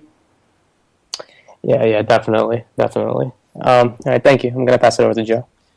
Okay, thanks again, Rob. I just want to ask you a quick question because I know your time is limited tonight. I do want to ask you about your thoughts on the upcoming Champions League match on Saturday between Juventus and Barcelona. Obviously, two teams that through beIN Sports have you've covered the entire season. What do you think is going to happen this weekend, and would you even care to predict a winner for us? Okay, I will predict a winner, and I think that it's going to be pretty cagey at first to begin with, and I'm going to give a lot of respect to Juve in saying that they have world-class players in every position, and they're not to be underestimated. They're very well organised, and they have, the players to do the job in the areas that they need. Everyone's been saying it's the best attack versus the best defence, and I think that would be pretty fair right now.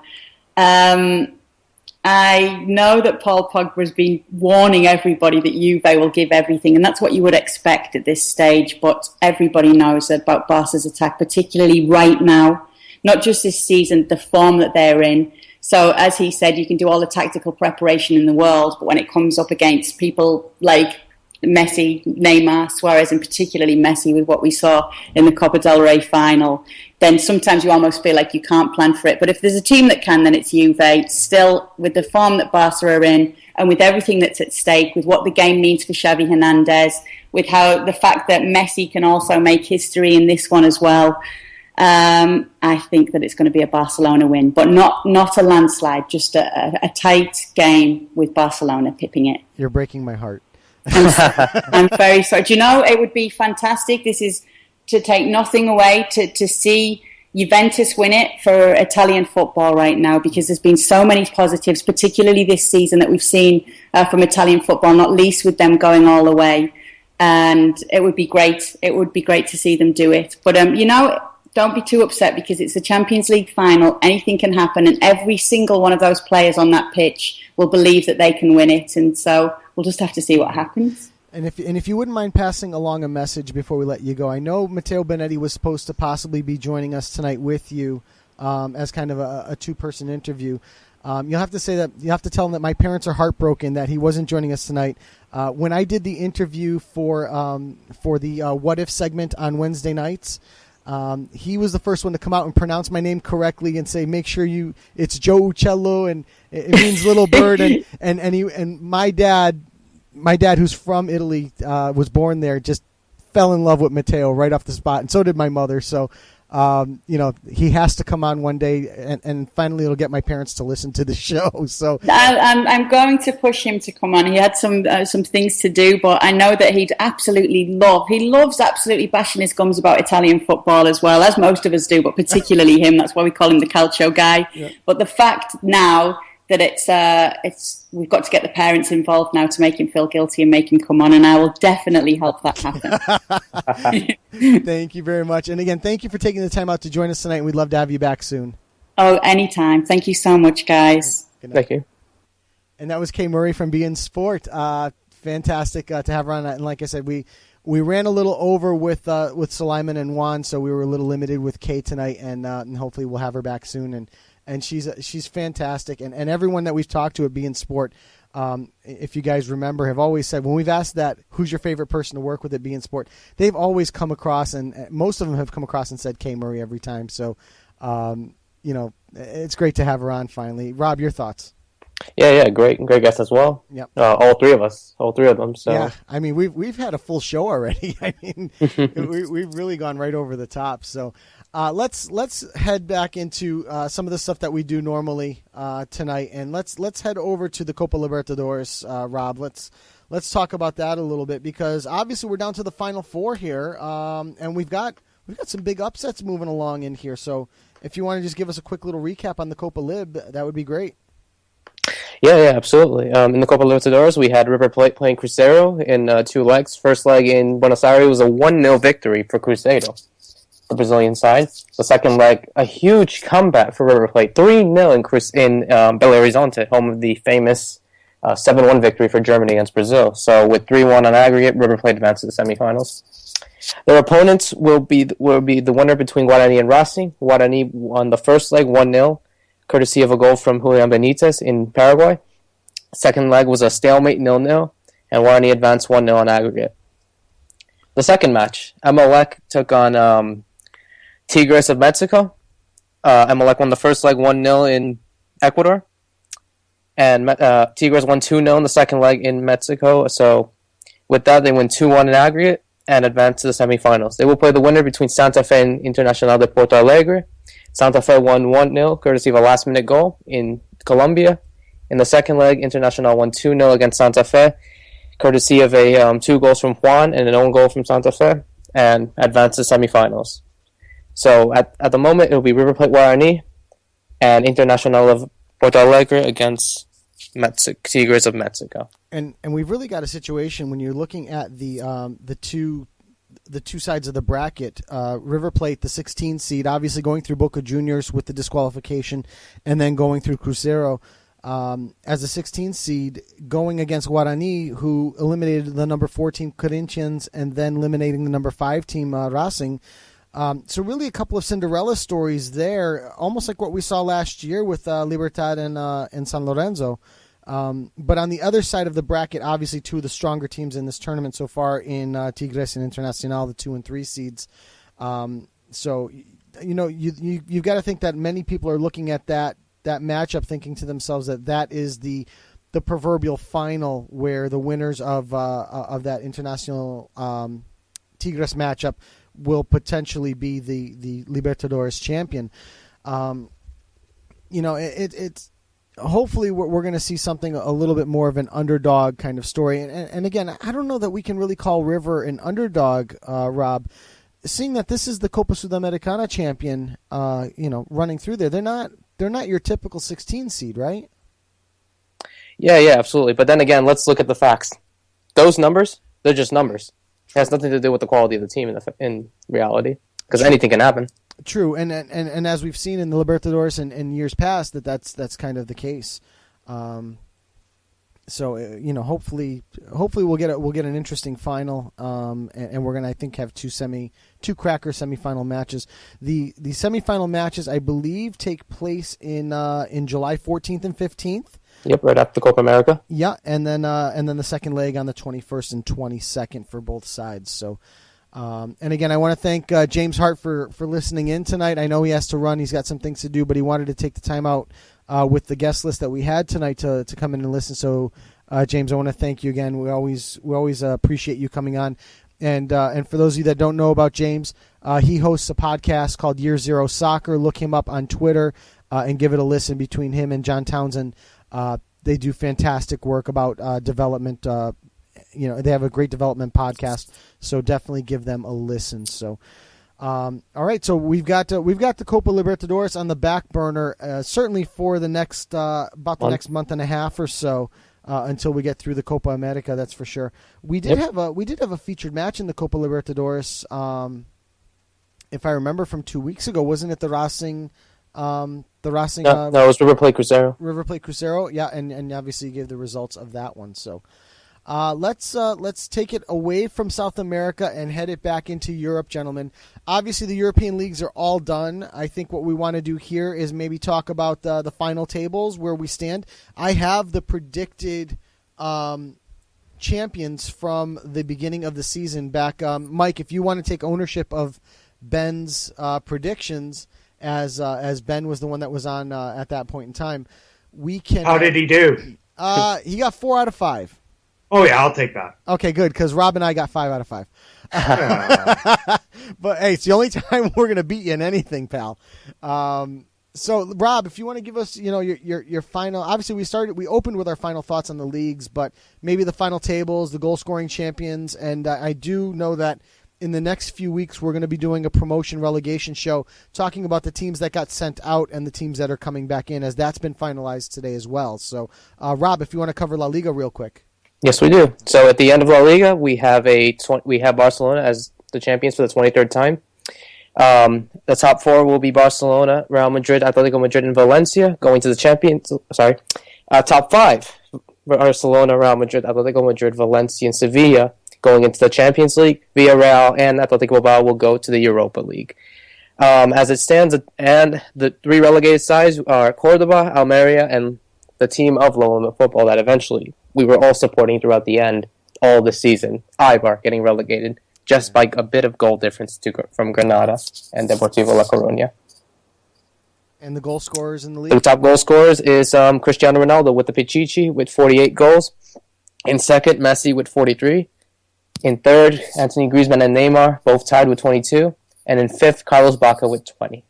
Top assists go to Lionel Messi with 18. The Zamora Trophy, which is awarded to the best goalkeeper, goes to Claudio Bravo. And Barcelona have the most attendance out of any team in La Liga. All right. So let's run it on over to France and recap the table. As we had mentioned earlier in previous shows, PSG taking the championship there, 83 points. Second place Lyon on 75 points, both securing confirmed group stage Champions League positions.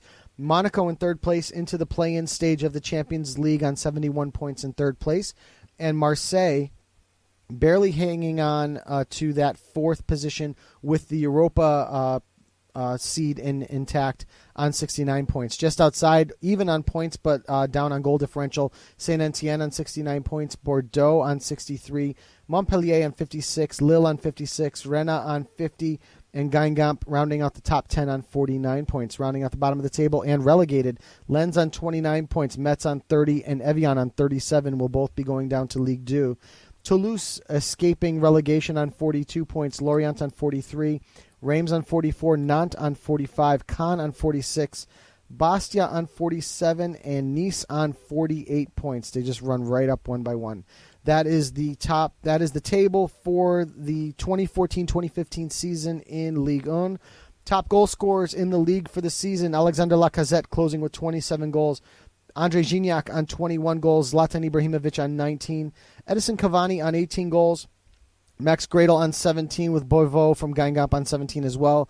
Roland from Bordeaux on 15 goals, Yedder on 14, Fekir on 13, and Jordan Ayew closing out the top 10 on 12 goals. In assists, Dimitri Payet on 17 assists, leading the way in France from Marseille.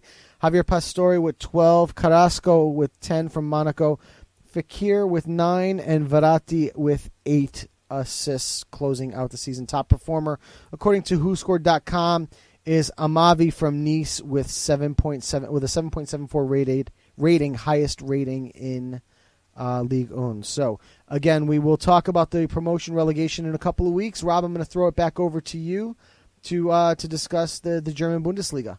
Yes, we shall. In Deutschland, Bayern Munich get their 24th Bundesliga title and wrap up their second consecutive Bundesliga title. In first, we have Bayern Munich with 79 points. In second, Wolfsburg with 69, Borussia Mönchengladbach with 66, and Bayer Leverkusen with 61, both qualifying for the Champions League. Augsburg, Schalke, and Borussia Dortmund qualify for the Europa League. The two relegated sides, are Freiburg and Paderborn. After Hamburg played the relegation playoffs today, winning 3-2 against Karlsruhe of the second Bundesliga. Top goal scorers go to Alexander Meyer with 19, Robert Lewandowski and Arjen Robben with 17 total for second. Pierre-Emerick Aubameyang with 16 with Bastos as well. And the top assist goes to Kevin De Bruyne of Wolfsburg. All right, ready to and go. I think that was actually Bayern Munich's third title in a row. Oh, third title. I believe that's correct. That's correct. Yep. Third title. Sorry about that. So let's move over to Italy, where Juventus, again, as mentioned earlier, wrapped up the Serie A title on 87 points. Roma in second, securing their Champions League position on 70 points. Lazio in the Champions League qualifier position on a fantastic match this weekend against Napoli on 69 points. Fiorentina in fourth place in the Europa position on 64. Napoli in the Europa position on 63. Genoa, I believe, is in a petition position where they are trying to get into that last Europa League position. But if they are eliminated a la Parma last year, then it will fall to Sampdoria, who's currently in seventh place at 56 points. For the first time, I forget the actual statistics, but it's a very long time. I think first time ever, there will be no Milan team in Champions League or Europa League. Inter finishing in 8th on 55 points. Torino in 9th on 54. And AC Milan closing out the season in 10th place on 52 points. Propping up the bottom of the table and relegated Parma on 19 points. Cesena on 24, Cagliari on 34. Then Atalanta just outside the relegation zone on 37. Udinese on 41 points. Empoli on 42. Chievo on 43. Verona on 46 points. And then Palermo and Sassuolo rounding out the bottom 10 on 49 points each. Capocannoniere, as we had mentioned earlier, tied between Mauro Icardi and Luca Toni with 22 goals each on the season. Carlos Tevez in third place on 20 goals. Gonzalo Higuain, who Juan Arango wanted to actually talk about tonight, but we never got to it, on 18 goals. Jeremy Menez on 16. Domenico Berardi on 15 goals. Di Natale on 14. Fabio Quagliarella on 13 goals. Miroslav Klose and Falke also on 13 goals. Assists, there is quite the logjam. 5 players tied with 10 assists each, including Miralem Pjanic, Marek Hamšík, Berardi, Vasquez, and Dybala, who is rumored to be going to Juventus at the start of the season. And Vasquez from Palermo is the highest-rated player in the Serie A, according to WhoScored, with a rating of 7.74 over 37 appearances. Mike, I'm going to throw it over to you, and if you want to give us your quick recap on the EPL.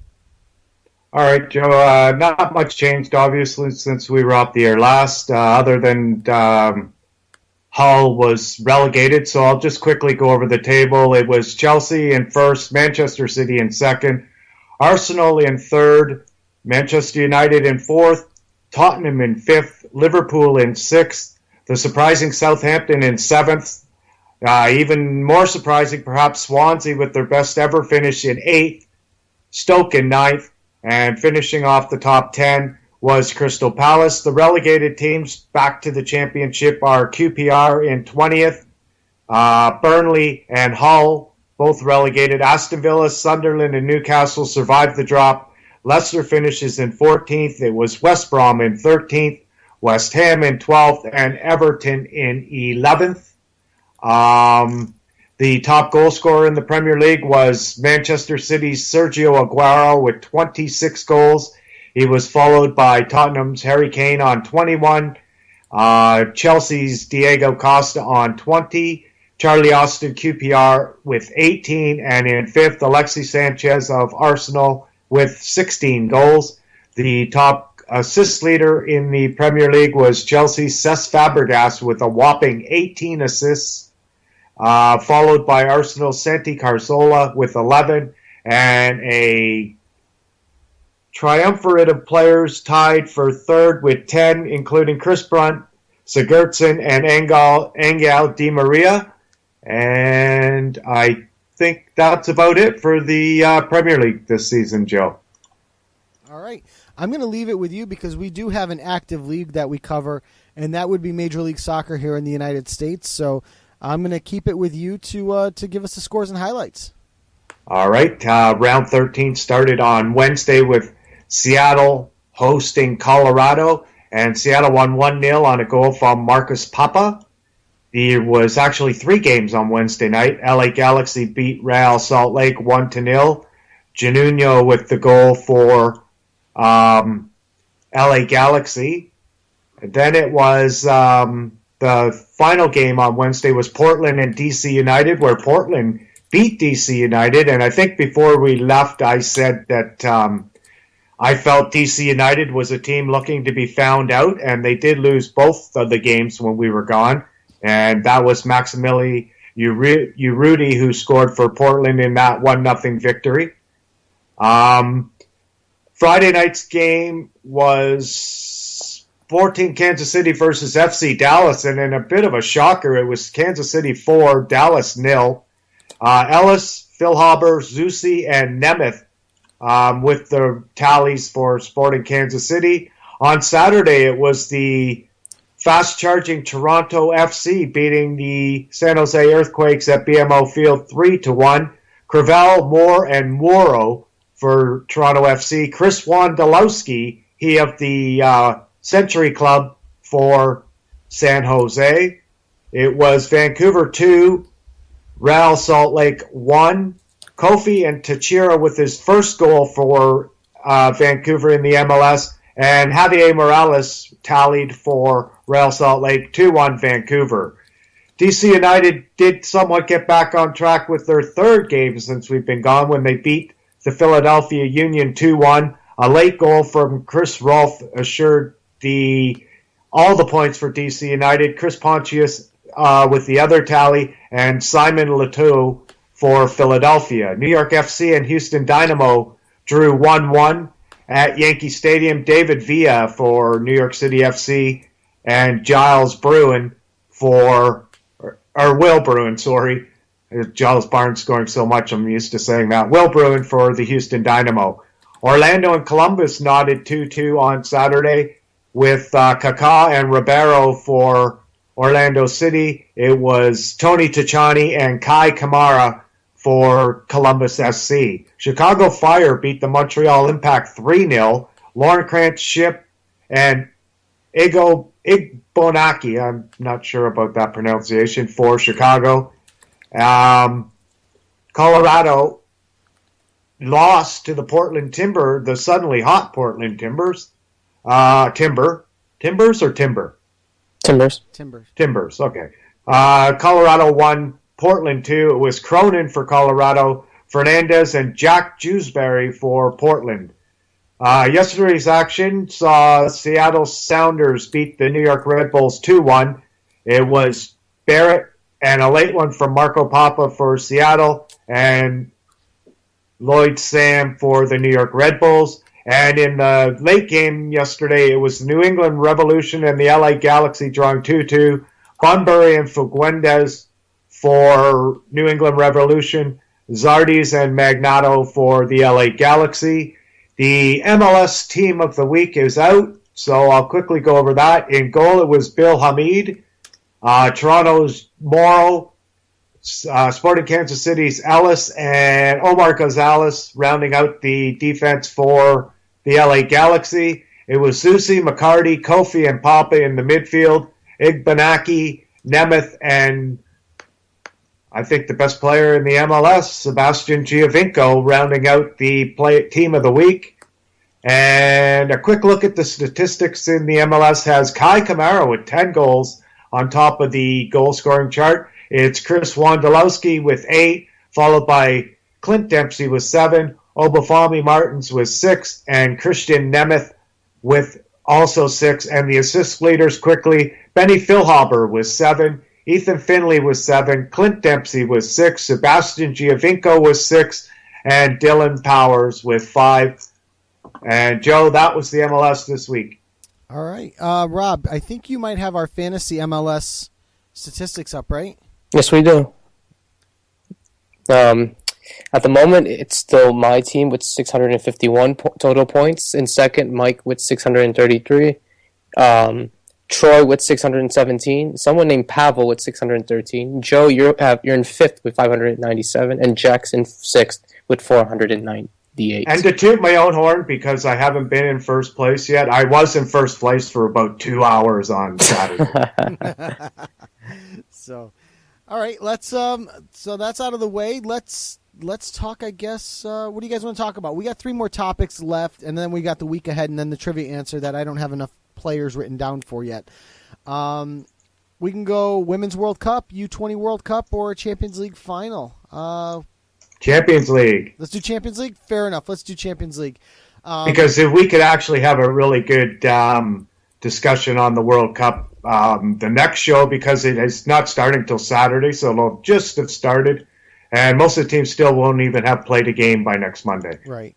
All right, so let's do Champions League. Obviously, the matchup starts. It starts at 2:00 this weekend, this Saturday. I believe it's on Fox proper in the United States. I don't know if you've got, if you have anything else about it in the, in Canada, Mike. Sportsnet 1 and Sportsnet World. Unfortunately, it won't be on the main Sportsnet channel due to the Toronto Blue Jays. Uh-huh. But I believe a lot of people do get Sportsnet 1. Sportsnet World, that's a different story. That's a subscription channel. Okay.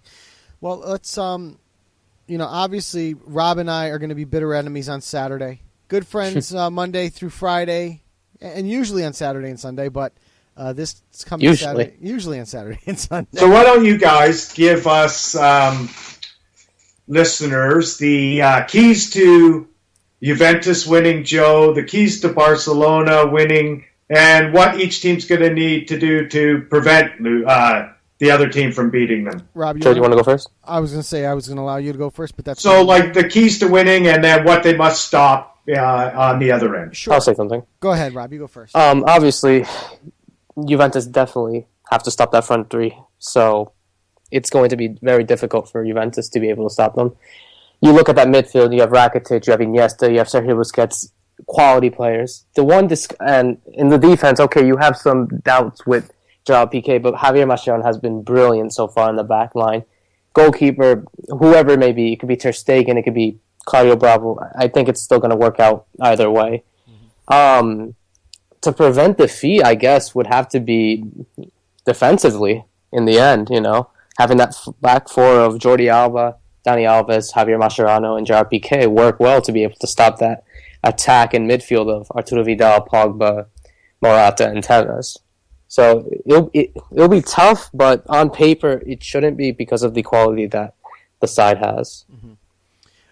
All right, so for me, from the Juventus side, I picture Juventus coming out and playing this matchup the same way they played Dortmund. And with Dortmund, they played it as a pack it in, park the bus. I mean, it was a performance that would make Jose Mourinho proud, and then use the counterattack to score. Now, keep in mind probably the weakest for me, in my opinion, the weakest part of Barcelona is their back line, their back four. And not to say that it's weak. It's just that compared to some of the other backlines that are in the tournament, even the backline of Real Madrid, I think that Barca line is not as strong. And as Kay had hinted to earlier, the backline of Juventus is probably, within the final 8, they were probably the strongest backline out there. This is a group that's experienced. This is a group that's won World Cup with Giorgio Chiellini, with Bonucci, with Barzagli, and I think Barzagli right now is a little bit in doubt, but they've also got great wingback play with Stefan Lichtsteiner, and they have plenty of speed and control in the midfield with Paul Pogba and Arturo Vidal that they can counter. And then if you look at the players that they have up top, Carlos Tevez certainly with speed for days. And Alvaro Morata, who isn't quite as fast, but certainly a much better holding attacker or holding striker than, let's say, Fernando Llorente, who is the guy that he's pretty much replaced. So for me, how do you stop Lionel Messi? I don't think you truly can. I don't think anyone truly has the capability of stopping Lionel Messi. What you can do is you can hope to contain him. You can hope to slow down the progress. I think you're going to see a chipping match. I think you may see something of a little more physical match, especially at that back line. Chiellini certainly knows how to get under the skin of many attackers and has been doing it for years. If you see Chiellini start to frustrate some of the like the Neymars and then Luis Suarez, and I don't want to turn this into Bitegate Part 2 because it is not that. It is going to be something much, much better than that.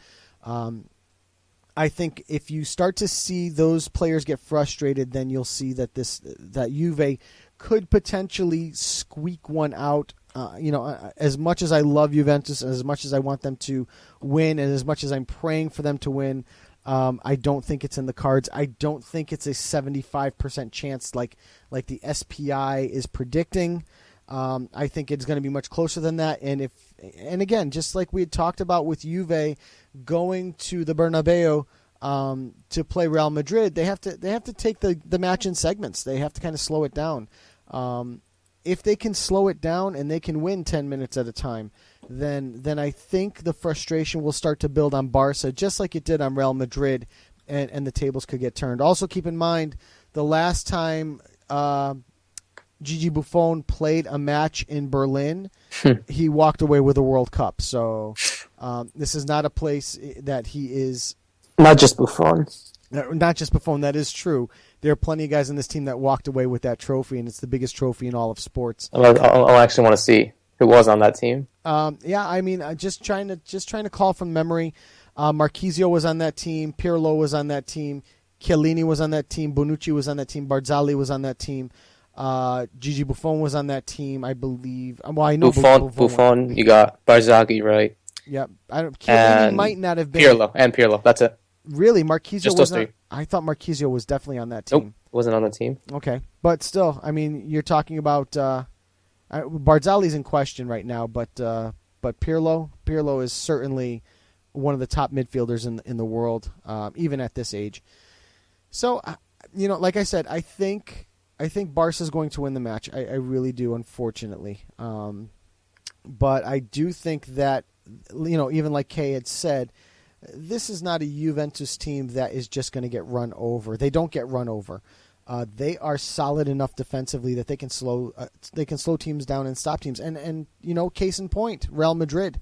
They were able to go toe to toe with Real Madrid. They beat them in Italy, and they tied them in Spain. So, and this is the team that is just is off of La Decima. They've got Cristiano Ronaldo, the Ballon d'Or winner, and they still beat that team without Paul Pogba in the first match. So I don't. Joe, let me ask you this: Juventus lose if they don't bottle up Lionel Messi. That's it. That's it. If they can bottle up Lionel Messi, I think they have a chance to win this match. If Messi gets loose on them and pops one in, sets up another, the party's over. And Rob, Barcelona lose if? Messi's absent, if he's disappeared. Him, Suarez, and Neymar. Definitely that front three has to be the key players on that team. Mm-hmm. And Liam just posted on Twitter that I'm going to retweet the video of the defensive setup versus Dortmund. I'm glad he posted this. I'm going to definitely go back and watch this because, I think, and he says, well worth the watch on the upcoming final because I think that if Juventus plays this match like they played Dortmund on both legs, the Blaugrana are going to have a really, really tough day. They're going to be frustrated. And keep in mind that Dortmund side, I would argue, and you guys can disagree with me if you want, but I would argue that Dortmund side actually had more team speed than Barcelona does. Barca doesn't really kill you with team speed, but they're not the tiki-taka team you saw under Pep Guardiola. They're a little bit of a mixture. I thought you don't smoke pot. Well, let me ask you. Let's go into a bit of a contradictory statement. Okay. If this Barcelona team wins, is it better than the one that won the treble 6 years ago? I think so. Mike? I don't know. Let's see how they win first. All right. Messi's playing some of the best football of his career right now. I'll bet you Messi wishes he could bottle the last 3 months up and put it back on the pitch in Rio over last summer. Oh, yeah. Definitely. And I think if he does that, I think we're talking about a different World Cup champion. I really do. Not that he played poorly in that final, but when you're by yourself, when you're a man on an island, he really missed Di Maria in that particular match. I think he would like to bottle up the way he's playing right now and take it all back over there. So, it's going to be a great game to watch. That goes without saying. So, Mike, obviously Rob and I have given our thoughts on this colossal matchup. What do you expect on Saturday? Well, I guess much the same as what you guys said. I'm looking for a really good match. Obviously, it's the two best teams in Europe. Agreed. Mm-hmm. But I know the score, and you guys don't. That's right, Mike. We're saving that to the end of the show. All right. But like we'd said, Mike, you had predicted the final, and the simulator's never wrong. So most of the time. No, I don't think it's almost. I would actually say overall, out of everything I ever ran, it's probably about 55%. 55%. Yeah, that's accurate enough. Which is still, if you were a gambler, you would take that. Oh yeah, absolutely. Absolutely. So, we'll predict scores at the end of the show. So let's head over to the U20 World Cup. I think we'll talk about that because that tournament is ongoing right now. Do either of you gentlemen have the scores of those matches up at the moment? Or I do. All right, why don't you go ahead and give us some of the scores and tell us what your thoughts are on the World Cup so far? All right. To start off Group A of the U20 World Cup, we had the host New Zealand tying Ukraine 0-0. For the United States, they won 2-1 against Myanmar, courtesy of goals from Makit Tal and Emerson Heidman. In Group B, Argentina tied Panama 2-2 from 2 goals from Angel Correa. Ghana 1-1 against Austria. In Group C, Colombia 1-0 over Qatar. Portugal 3-0 over Senegal. In Group D, we had Mali 2-0 over Mexico. Uruguay 1-0 over Serbia. In Group E, we had Brazil beat Nigeria 4-2. Hungary 5-1 over North Korea. In Group F, we had Germany 8-1 over Fiji. Honduras 4-3 over Uzbekistan. I saw a little bit of the games the other day. I saw the United States match against Myanmar. It was a good match overall. Definitely came back, especially since conceding first. But it was quite an interesting match. Definitely seeing some good young talent with Emerson Heidman, if any of you have ever seen him play before. But I thought he had a great matchup the other night. What was that? Friday night, I believe. Yeah, midnight. Yeah, I did see that. So, and Bradford Jamieson also had a great game as well for the from the Galaxy. Yeah, yeah, that's right. He's over there, and I was, it's funny because I saw him play in that match and thought to myself that he had a great game as well. And then we're watching the LA Galaxy match on Sunday, and I'm like, I wonder where he is. And so I totally didn't put two and two together. Him and Mizaga from the Red Bulls as well. Mizaga did have a great match there as well, playing defense and really a physical presence in that back line, don't you think? Absolutely. And Zellerman. Yeah, Zellerman finally got in the match in the second half. What about Beasler's brother? I remember seeing him playing. Mick Beasler. Mick Beasler. I don't think is he on that team? Yep. Yeah, I think he is, but I don't remember seeing him. Oh, okay. I could be wrong. Because he's actually played MLS this year, so. Yeah. So but definitely a great tournament so far. Next match is today at 3 a.m. against the host, New Zealand. Next match for who? The United States. Oh, okay. Against New Zealand. Because there's games tonight, right? Yeah, tonight. 9 o'clock, Miramar in Ukraine. 12 o'clock. And Austria and Panama. Mm-hmm. And 3 a.m. is United States, New Zealand. Okay. That's right. So let's obviously. Oh, and Argentina, Ghana too. Argentina, Ghana as well. Yep. Yeah. Thank you. Yeah, I just wish the tournament was on a little earlier. Unfortunately, being in New Zealand. Yeah, being in New Zealand, it's a little tough to stay awake. So if it was being hosted in one of those 8 countries I proposed, Joe, you probably would be able to watch it. I would be able to watch it. Yeah, absolutely. Let's not get into that. Not again. Right. Let's head over to the Women's World Cup. That's a tournament. Soccer on Saturday is a big deal. As we have the Women's World Cup kicking off now. Mike, this is in your backyard. U.S. reports that Alex Morgan is not fully healed from her knee injury and is going to be missing, I think, the first week or two of the tournament. So that's kind of a big blow to the United States. Do you think that's who Sepp Blatter had in mind when he said the women should wear shorter shorts? Yep. Probably. But that's who I had. That's who I had in mind when he said it. At the same time, I think Alex Morgan had tweeted that she had met him, and he had no idea who she was. Yeah. Yeah, well, maybe not then. And she's certainly, arguably the top player on the U.S. women's national team, and the U.S. women's team is one of the favorites to win this tournament. So, Mike, being in your backyard, do you have any information on the Women's World Cup for us? None other than it's being all played on artificial surfaces, and we know what hullabaloo that caused, and what it can do for sure. Yeah. Well, I do have like I said, that the matches kick off on Saturday, June 6th. The first match being played in Edmonton between Canada and China. Also on Saturday, we have New Zealand and the Netherlands. On Sunday, we have Norway playing Thailand and Germany playing the Ivory Coast. And on Monday night, we have 4 matches next Monday night with Sweden, Nigeria, Cameroon, Ecuador, and right about after we kick off our show, we'll have the USA versus Australia to open their World Cup campaign, and Japan and Switzerland are going. Maybe we should have a quick look at the groups, Joe. We can. Let me get those. Okay, I got Group A up here. It's Canada, who you mentioned is opening the tournament, being the home team. Mm-hmm. China, Netherlands, and New Zealand is Group A. Not knowing enough about women's soccer, I really would just be guessing at who I thought was going to be coming out of a lot of these groups. A couple of them, obviously, I know that are the stronger teams, but it's the teams below, outside of the top 5 or 6 that I really don't know much about their talent levels.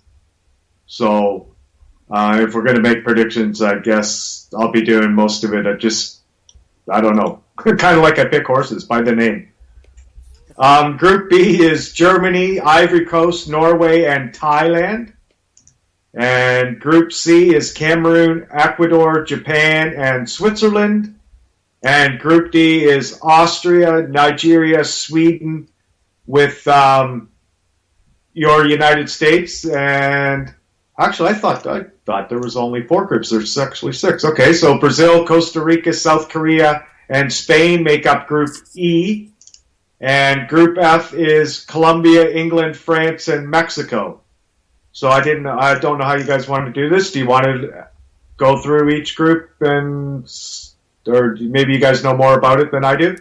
Yeah, I mean, I've followed the women's game a little bit, because obviously the main exposure you get to the women is through the World Cup tournament for the most part. So we can make some predictions on these teams if you like.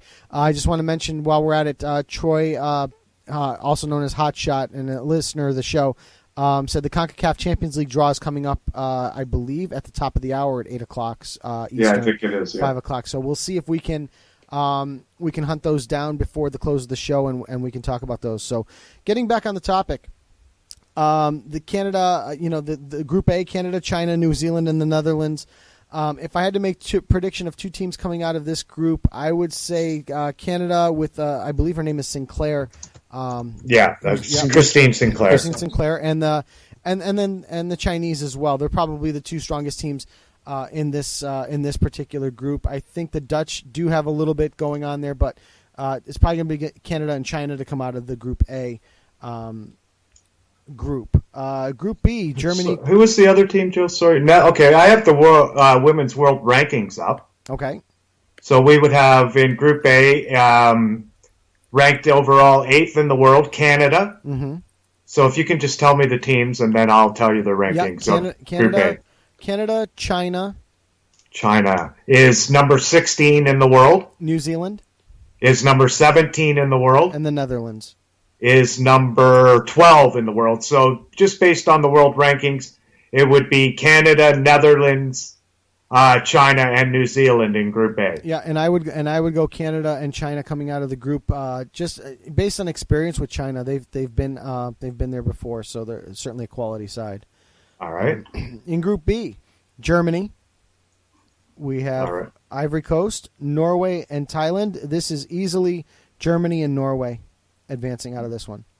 With Germany being the number 1 ranked women's team in the world going into the tournament. Mm-hmm. Norway number 11. And, excuse me, can you tell me the other 2 again? Sorry? I'm sorry, you said Germany, Norway was 11, Ivory Coast, and Thailand. Okay. If they don't fall in the top 50, I'm not going to look. Thailand number 29. Mm-hmm. And Ivory Coast, did you say? Yes. I don't see the Côte d'Ivoire in the top 50. Okay. So outside of the top 50 in the world. Okay. Group C, Japan, Switzerland, Cameroon, and Ecuador. Japan is the defending World Cup champion, and I would also take Switzerland in this one as well. Japan number 4 in the world. Mm-hmm. Switzerland number 19. Mm-hmm. And the other 2 teams again, sorry? Cameroon and Ecuador. Okay. We might be looking at, wow, how do these teams get in if they're outside? Ecuador 48. Okay. And I don't see Cameroon. So I'm assuming outside of the top 50 unless I've somehow missed it, but I don't think so. All right. In Group D, which could be considered a group of death as well as that Group A, United States. Okay. Australia, Sweden, and Nigeria. Australia and Nigeria. Let's see where Nigeria falls on. Okay, so all of these teams in the top 50. Mm-hmm. The number 2 ranked team in the world, United States. Mm-hmm. Number 5 in the world, Sweden. Mm-hmm. Number 10 in the world, Australia. So I think you're right on the group of death, Joe. One of those 3 teams is going to be eliminated, and they're a top 10 team in the world. Right. And then Nigeria, probably the team that is definitely looking to be eliminated in their qualifying, or group stage, Nigeria, 33rd in the world. And I would say USA and Sweden definitely moved through from here. But again, the Australian side is very, very difficult to play against, so it's going to be a challenge.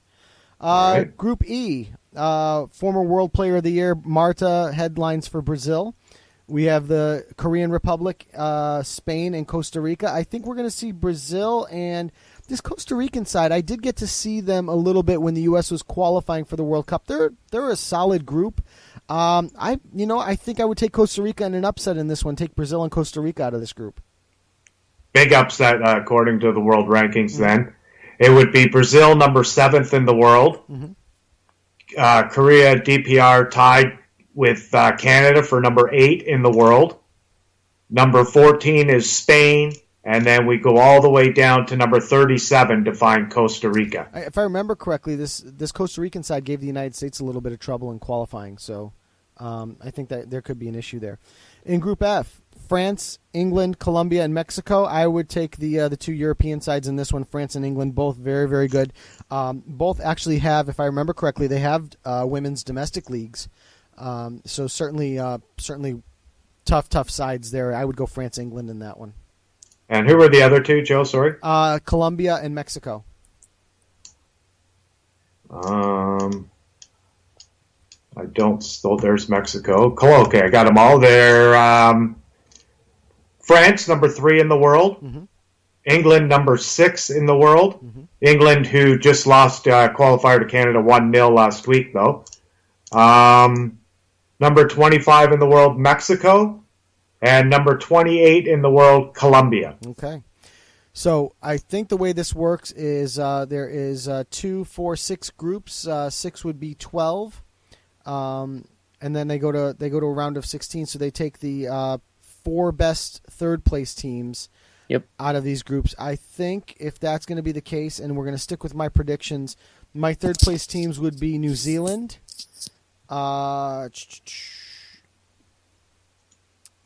Australia, Korean Republic, and Mexico would make it as the 4 third place teams. You write that down? I did not. I did not either. Fantastic. I'll have to go back and listen, and I'll write all these predictions down. Yeah, at least we have them there. So, So with that top flight analysis, I guess, which guys, can I just say something real quick? What's up? All that information that I gave you, off the top of my head. I swear to God. Well, you better be. Let's see if you get some correct. I'd like to get 1 or 2 right. I'm back in the USA to win this thing. And we can also still, like I said, we can look back at it again on Monday. We'll only be a couple games into it and really make our predictions then if we want. Still, like it's only 1 game into it. That's true. Exactly. One thing I forgot to mention during the Juan Arango Sulaiman FIFA discussion, and it flashed on BN Sports here. Breaking news: the ex-president of the Brazilian Federation, Ricardo Teixeira, has been indicted. So just add another name to the piling list of names that the FBI is collecting. So good riddance. Yeah. So I think depending on how the brackets break, I think everyone's going to expect to see a Germany USA matchup in the final, and I think the United States is going to win the World Cup this year. So, but never overlook the hometown or the home country effect of the World Cup. No, absolutely, exactly. You can't overlook it. You'd be foolish to overlook it, and we are talking about the number 8 team in the world, so they're definitely in with a shot. Oh, I think they're to the semifinals. I think that's realistic to think that they will get to the semifinals of this particular tournament. Yep. It's going to be interesting to see how it shakes out. But again, that starts Saturday. If you're close enough to Canada to get up there and see a match, we actually considered doing a road trip, but we're not going to be able to do that as a family. But we considered heading up and trying to catch a match in Montreal, which is a little over 4 hours away from here. So, it's really that far? Yeah, it's not that bad. It's a straight shot. I thought it was closer than that. Yeah, not 4 hours, but it's just it's not that far. But I just thought it was closer. So, all right, gentlemen, let's look at our week ahead real quick. Obviously, our European domestic leagues are off until the fall, the early fall. So we've got some matches to pick in MLS. Obviously, we're going to give our Champions League final prediction, and we're going to check into the trivia answer. So, Mike, the MLS match of the week is going to be Saturday at 8:30 p.m. Sporting Kansas City versus the Seattle Sounders.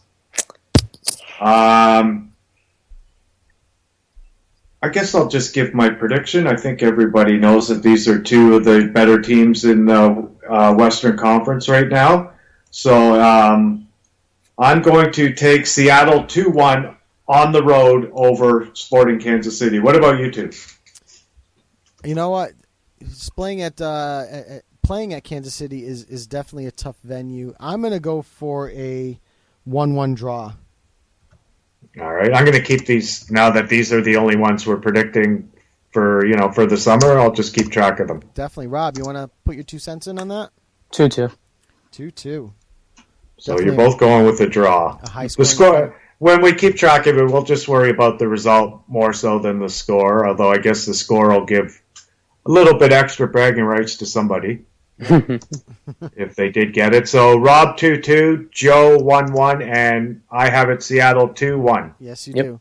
All right. Again, of our other competitions, the Libertadores is off until July, so we'll talk about that later on. And when we come back next week, we'll make some predictions from some matches. We'll get our feet wet with the Women's World Cup, maybe throw a match in, and we'll start to look at the Libertadores matches. I'm sorry, not Libertadores, but the Copa America matches.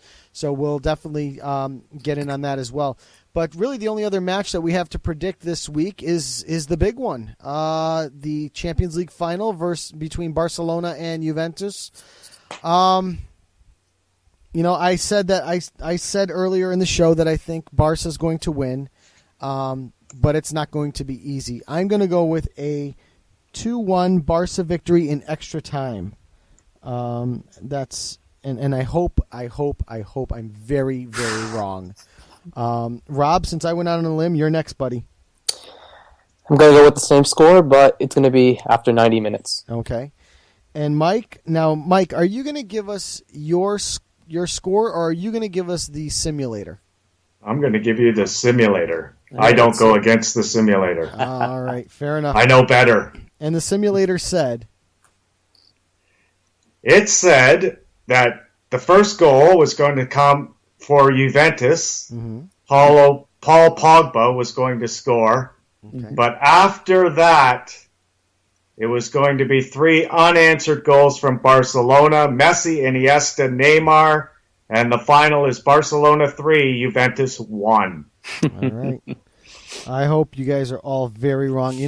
The simulator's due for a bad day. Call your bookie, Joe. Call your bookie. No. God bless Canada. So, but we'll be back on Monday night to discuss all of that as well.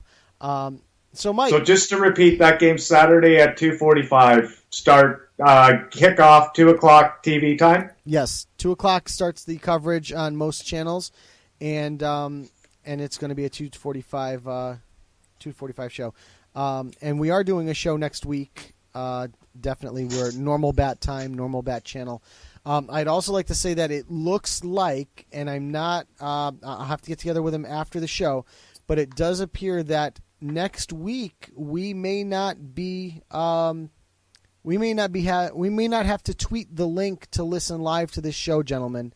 According to what I can see from Four Dragons Media, we should be up and running within the next day or so. So I'd like to announce that it looks to me like by our next show 76, Low Limit Football will have its own website where we'll have our own interactive chat room, and we'll have a live listen link there as well. It'll be www.lowlimitfootball.com, and we're going to invite everybody to come and join us there. We'll also be hosting our archives there, and as well as we'll continue to post it on YouTube and SoundCloud as it allows. But we will start to load up onto places like Stitcher and iTunes as well. So if that's going to be the big announcement, then that's the big announcement. But we're hoping that coming next week, we will be off of our website instead of off of just a generic link. So good news there. Mike, let's talk about the trivia question. All right. How many answers did you get? I've only got 3 names written down so far. I think at least one might be wrong. And I'm just trying to think, and I know I'm missing people that I'm going to be all sorts of pissed off about when I got a write few. them down. So okay, so just before I give the question, I would I pointed out to Rob earlier today an interesting connection to him and the Canadian team, in that a Canadian player, one of the key players for Canada, spent 6 years of her childhood in Rob's homeland of Paraguay. that's right. Homeland. Yep, you're the motherland. So Rob has a little bit of an incentive, I guess, to at least cheer for Canada if the United States isn't playing. Yeah, and did Liam send you the an answer? Yeah, And did he get it right? he did. Of course he did. I swear, he has to be. He has to be. It came in 3 different stages because he had to keep thinking, but he did get all. Thinking. Yeah. So Definitely. all right. So like I said, I've written down 4 names, and now I've gotten it to 4. Another name just came to me. But do you want to repeat? Okay, so for the benefit of the listeners, I'll give a repeat of the question. Mm-hmm. It was last week, Chris Wondolowski became the 9th player to score 100 goals or more in MLS history. Could you guys name the other 8? Okay. So the easy one on the list is Landon Donovan, as he's the all-time leading goal scorer in MLS history. Yep. All right. So that's- Bonus point if you can tell me how many goals he has. It was like 150-something, 156. 144. Oh, I was close, damn I it. was in the 140 mark. Yeah. And apparently Liam knew because it paid off to follow MLS, which I do follow MLS, but I didn't see his tweet. Rob, you want to take a gamble? We've got one. Taylor Twellman? Taylor Twellman, yes. Yep. Oh, I didn't have him. Thinking about that. Taylor Twellman with 101 MLS goals. Wow, just getting in. Right in the dot. Do you have anybody else you feel really confident about? These are all obviously well-known players. So, Dwayne De Rosario? yes, I had him. Dwayne De Rosario with 104 MLS goals. I had him on my list too. So, All right. Who was that player? So why don't you give us one off your list, Joe? I've got an old school one that I think could potentially be right. I'm afraid to say it, but he played for DC United. I think I know. Marco Echeverri. No. I have. That leads me. That's not the name I thought you were going to say. That leads me in a perfect segue then. All right, who is All it? right. Same nationality, Jaime Moreno. Yes. Jaime Moreno with 133 MLS goals. How many? For number 3 on the list. So you guys right now have 1, We have 3, 6, and 7. No, 6 and 7. And I have another name that I wrote down that I'm sure is wrong. All right. Go for it. Jason Kreis. That is correct. He is in 108 MLS goals. Wow. That was mine too. So we've got 3, 2, 5. We got 5. You do. I've got nothing from here, Rob. So let me try one. Let me try one more. Okay. Jeff Cunningham. Jeff Cunningham, number 2 leading scorer in MLS history with 134 goals. Yeah. What? I can't get the last one. 2 more. 6 is 2 more. Robbie Keane. No. Damn. Robbie Keane is well down the list. I was taking a shot in the dark. Actually, I don't see him on the first page here, so I don't want to click on the other page. So he has less. Robbie Keane has less than 63 MLS. Brian Ching. Brian Ching, no, but very close on 82 MLS goals. McBride. Yeah, Brian McBride. No, Brian McBride on 80 MLS goals. Wow. There was one that Josh Wolf. No, he is also on 80 MLS goals. Okay. There was one name I thought you guys would Oh wait, I think I know one. Edson forget. Edson Buttle is the name I was just about to mention. And now one more that I thought probably was not going to get picked, even if you guys rattled off 8 really quick, that you would have to think about this one. No, I can't get this last one. Nope. Yep. All right, we give up. Yep. Ante Razov. Oh. Ante Razov.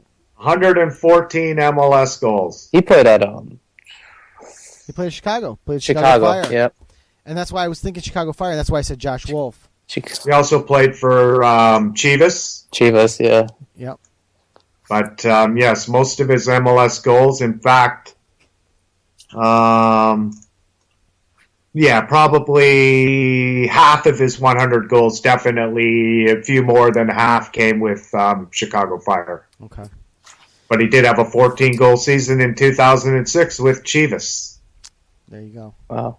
So the answer is Landon Donovan, Ante Razov, Jason Kreis, Dwayne De Rosario, Taylor Twellman, Jaime Moreno, Jeff Cunningham, Edison Buttle, and Chris Wondolowski, only players to score 100 or Any more surprises that you guys thought, I wouldn't have never thought he was on this list? No.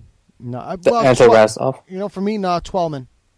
Twellman's that's right, because you even said that. And how about anybody you thought, I guess Brian Ching was someone you guys thought. Yeah, I was thinking and Ching. Brian tried. Yeah, I so, knew. And they're both right, they were there close. Right on the dot. Yeah, I knew Echeverry was a little bit of a reach, but he did have a long career in MLS, so it was, it was. Tyler Twellman had 101 goals in only 174 games played. Like I said, his career was cut short. I mean, Yeah. you're talking about a guy that, in all honesty, if he didn't cut his career short because of concussion, we could potentially be talking about him as one of the greatest American players of all time instead of guys like Landon Donovan or Claudio Reyna and the likes. So, it's a shame he never went to a World Cup. Yeah, that is definitely it's a crime, not a shame.